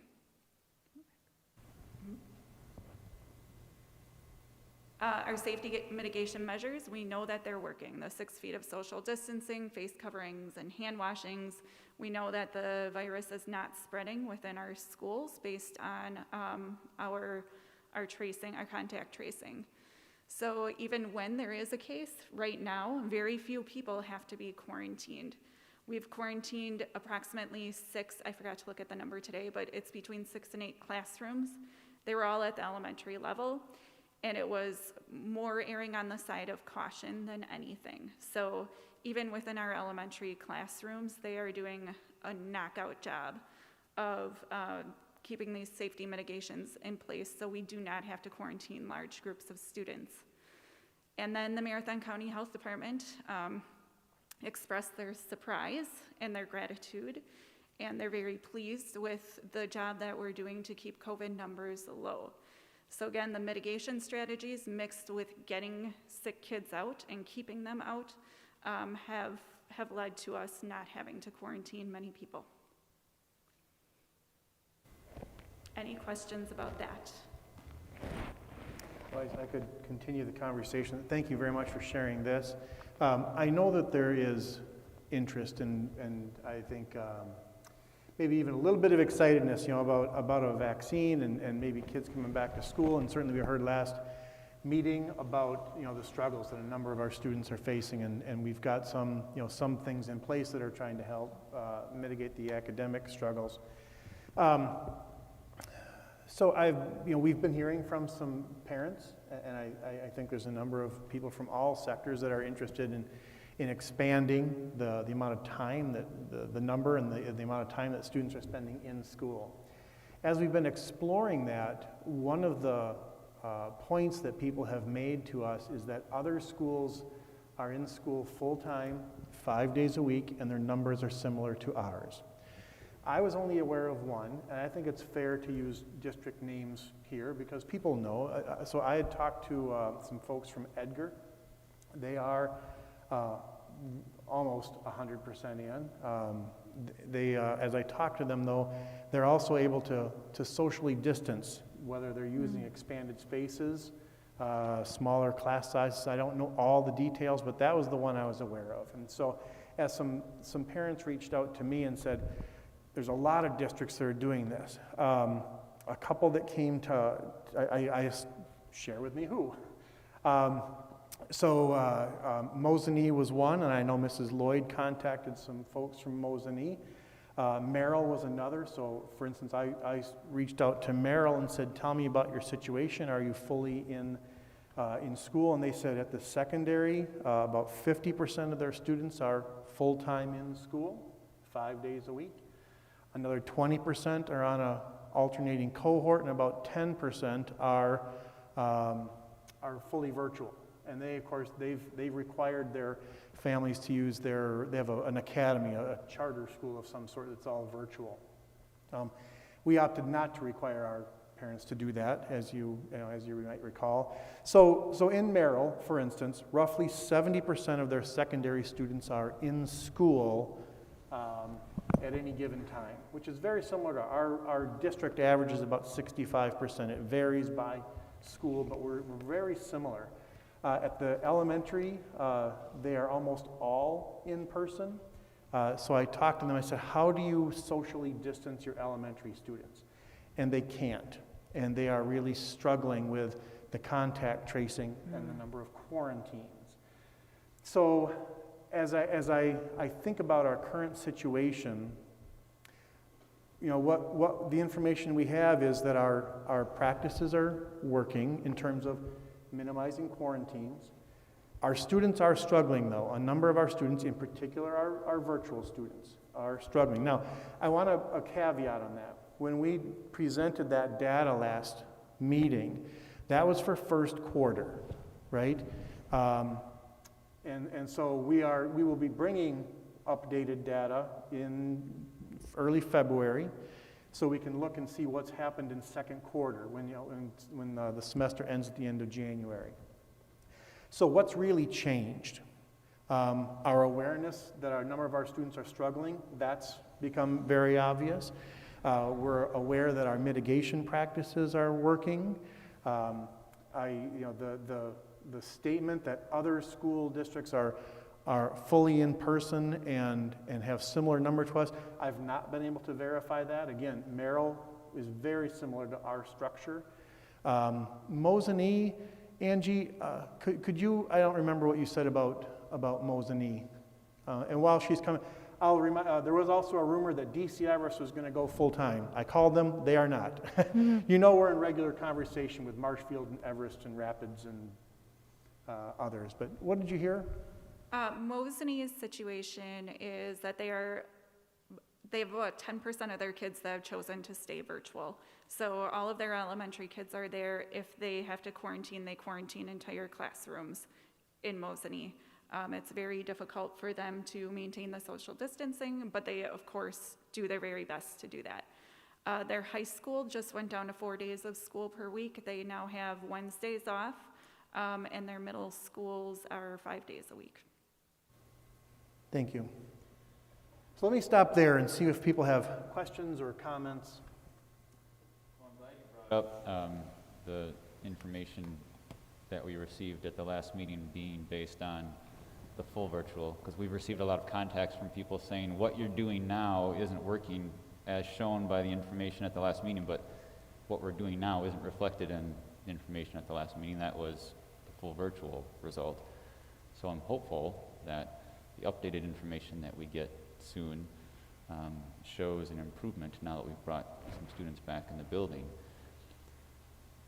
But if we don't see that improvement, and I use the saying with my kids a lot, across that bridge when we come to it, and don't worry about something that hasn't even happened yet, but I am worried about something that hasn't happened yet. If we get information that's telling us that we're still struggling just as much, I think we got to think about a way that we can get more kids into the building. Could I respond to that real quickly? Nope. Okay. Can't. So obviously we are monitoring student grades right now. We aren't reporting those right now because, as Dr. Rauscher mentioned, they change a great deal between now and the end of semester, right? Whether there's the motivation for the end of course grade, students realize they're in a difficult situation, they respond to some of the interventions. So while we're monitoring the grades, we're not reporting them because we don't feel they would be accurate at the time that the semester ends. Thank you for mentioning it. So what are the parameters then?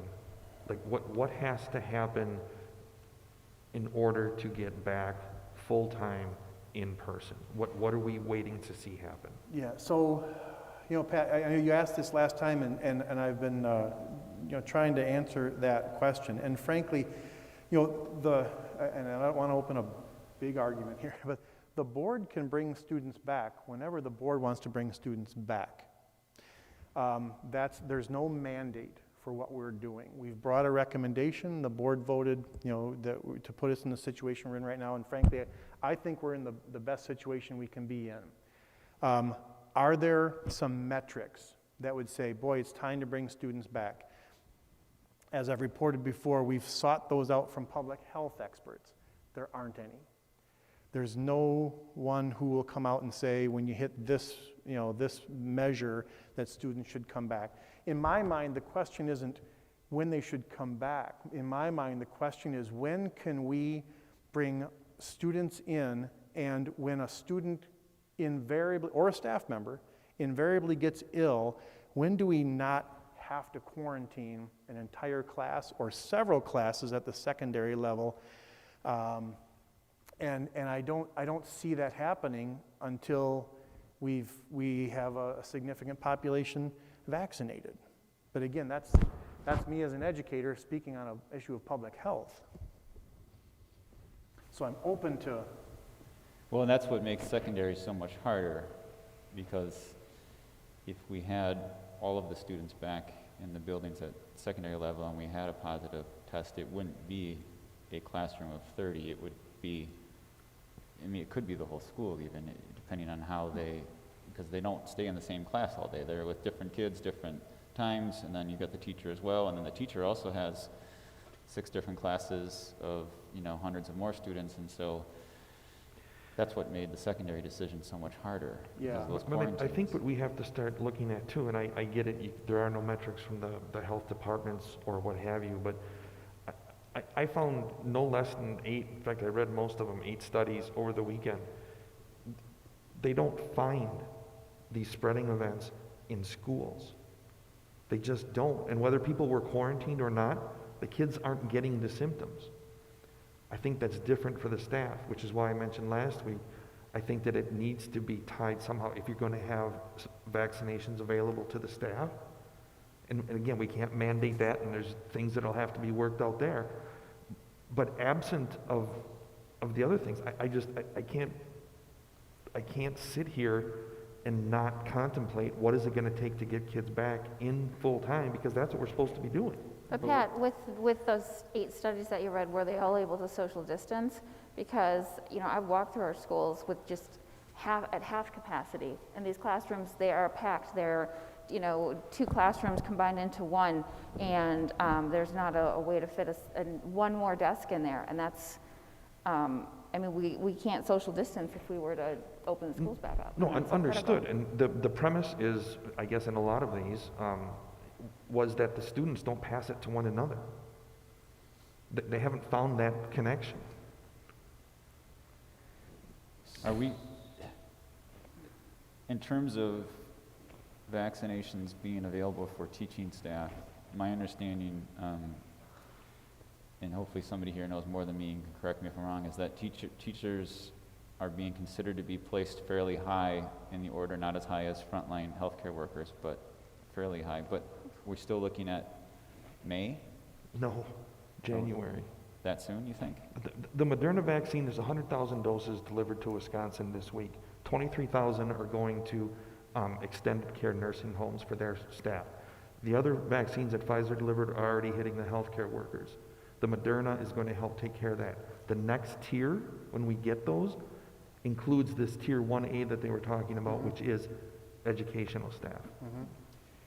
So let's say that happens. Mm-hmm. Going back to in-person learning is something we're really good at, frankly. So there wouldn't have to be this major shift in instructional practices, in schedules. I would caution that if we, at the elementary level, if we were to consider bringing all students back, that's one we'd have to talk about, because which students would go with which teachers, right? Because right now we have students attending who are being taught by a teacher, or a teacher's teaching students from multiple schools, right? So how would we'd have to redo class lists again, and we know that we would like to avoid that because it created such a turmoil. Well, when you say at the elementary level bringing all students back, the more negative way to describe that would be forcing all students back, because if you're talking about bringing all students back, that means bringing back students whose families, parents, guardians have elected to have them not be in person. Right. So that's a different decision than allowing the secondary students who want to be in person to be there more often. Yes. That's separate, I think, from forcing students to be in the building whose families don't want them in the building. Thank you for making a clarification. So we may not be at 100%, even Right. if So I'm glad to hear you say that getting them back into school is not necessarily as intense as what we went through to get them out. I'm expecting that there's still a lot of work, which is why if it happened tomorrow, what needs, what are your steps? What is your project plan to say, here's what needs to happen, here's how we have to get, what we have to execute, and this is the timeline on it. I mean, to not have anything documented at this point, what that would take, and I get that the metrics are not all there. We just have to advance our thinking. I mean, those results last week, and I'm speaking to the choir, right? I mean, nobody wants that, and I would be hard pressed. I would, if anybody thinks that the second quarter results are going to be significantly improved, I hope they are, but I don't see that happening. Mm-hmm. Let's, if you don't mind, just continue to kind of explore this here, because this is a good community conversation, right? Yeah. We have also, frankly, with a number of the students who are struggling, we've also reached out to the families, right, to say, we will create opportunities for your child to come in and get extra support. Currently, there's not a lot of interest in that in many cases. Sometimes there are, sometimes they're not. Again, so to your point, Lance, if we make it, again, if you're coming back in person, you're coming back 4 or 5 days per week, we still may not reach a significant segment of the population that is currently struggling. So I'm just kind of speaking out loud now, which is always a little dangerous, but I'm throwing that out for consideration as well. Pat, I always appreciate you pushing our limits in a good way, right? Of saying, hey, why aren't we thinking this far down the road? And we've had the conversations. I've been talking to the secondary principals about whether we could do this. And again, in my mind, the key foundational piece is the 6 feet of distancing. Mm-hmm. And what I hear you saying is, what if we don't worry about that? Am I correct? I think we worry about social distancing to the extent that we can control it and impact it as time goes on. But I'm not suggesting that in order to bring all the students back, we have to find precise ways at all levels to maintain the 6 feet. I mean, there's some classrooms that I was reading, they have those plexiglass dividers. There's data out there that shows that those are effective. I know we heard differently at the beginning of the year, but that's one way where you can get more kids into a space and still have some barriers around their personal areas. So I'm just thinking that there's other ways out there. There's things that we can do to still be safe, to still mitigate, to still keep kids and staff as safe as possible, and that we should be exploring. And Dr. Hiltz, it might be that when that time comes, there might be change for secondary, but not elementary. Because to Lance's point, it's something I've thought of too, is just the relationships that have now been established with those elementary students and teachers, and then they would change again. I mean, those virtual classes that are made up of students from 3 different schools, where are they going to go in person? So that might be when the time comes that we only focus on secondary changes. Right, and that's not something we're going to offer forever. Right. To just pick which one you want, and classroom teacher does a little bit of both, and but it's something that we probably would, I would assume, continue to offer this year, rather than forcing students back in whose parent or guardians don't want them back in. Right. Thank you. Tabitha just mentioned to me that she does have a call into Aspirus to set up a clinic for vaccines for staff. She has not heard back yet, but that is one proactive approach that HR is taking. And then just one thing about the plexiglass and getting more kids in an area, until the 6 feet of social distancing goes away, where we would have to quarantine, the plexiglass doesn't. So we've looked into that a lot. Can we get more kids in this space if we have the plexiglass? Because that certainly would help us quite a bit. And it doesn't matter, because there's still less, they're still less than 6 feet apart. So they would still have to be quarantined if there was a case.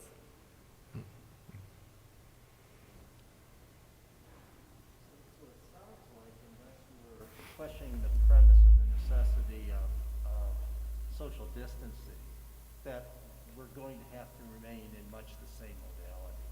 That unless we go back to Pete's point about that point, that unless that changes, then we can't really go much further in terms of that. At some point in 21, 22, we're probably going to end up ending the virtual option once we've seen a lot better or a lot less of the other things going on. But certainly we can't do anything that right now. So I don't see what we can do if we're going to maintain the necessity of social distancing. Yeah, and if we did bring more students back and they were not social distance, then each illness leads to a greater number of quarantines, which of course is virtual learning, which is what we're trying to address in the first place. So I think we would, and again, not a public health expert, but it feels like we would find ourselves in the same situation. And I don't, what I will continue to do is reach out to these schools that are fully in person, whatever that might mean, and see exactly what does that look like. Are they able to social distance? If they aren't, what is the impact? So, as you know, we have been continuing to follow the data. That's what got us where we're at, and so I'll continue to do that. In the first two, as we mentioned, the first two examples, it wasn't fully in person, and so, but we'll continue to research that. We're very interested in bringing students back, and I know there's a number of parents that are interested in getting their students back, and we've heard from a number of them. So we will continue to work on that. All I'm going to say is just keep on talking to the other districts, because obviously you can get a lot of information from them. They can get information from us. That's the key. Yeah. What are they doing? How are they doing it? What's their success rate? Getting that information, you don't need to be told how to do that. You can get it. So thank you for letting us know that you can stay in contact with them. Absolutely.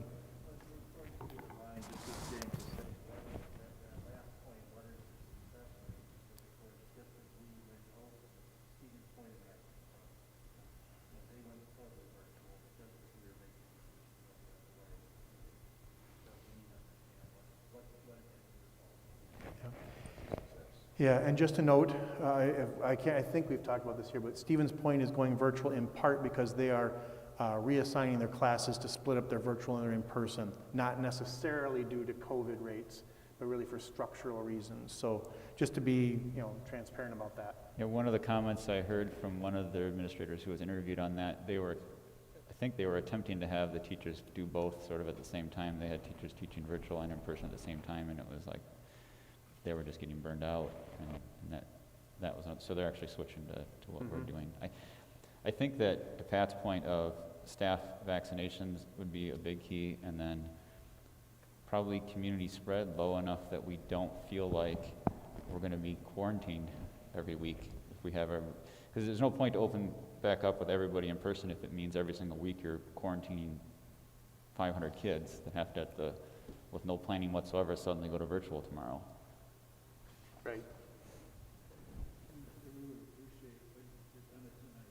One of my concerns is the one exactly that you said, that if we do offer extra things, that there's oftentimes families or parents that they don't respond to it. What we're seeing in a counseling situation is increasingly numbers of kids that are feeling hopeless, helpless, depressed, extremely anxious, and I'm very, very concerned about that particular piece. We don't get feedback about that. We get feedback, of course, about education, but they're directly related one to another. Yes, thank you. Agreed. Okay, thank you for providing that project relaunch update. Moving on to agenda item 9, we have the athletic co-op renewal. Is there somebody that is presenting on this? I believe Dr. Rauscher. While she's coming up, if I could give one quick update. Mrs. Channel, the principal of Montessori, emailed me and told me that the new school would have a capacity of between 200 and 220 students. Thank you. Hi again, everybody. No formal presentation on this because this is simply a request to continue a program that's working very successfully right now, which is a cooperative between Wausau East and Wausau West for our girls' golf. And so it's just, you can see the dates across the top each year, or every 2 years, excuse me, we need to resubmit to WIAA by February 1st. So that's where we're bringing it to you here. And if you scroll a little bit, please, Cassie, you can see we are looking for permission to add the board's approval and then Dr. Hiltz to add his approval so that we can continue with a successful co-op. I am seeking a motion to recommend to the full board the approval of the athletic co-op renewal as presented.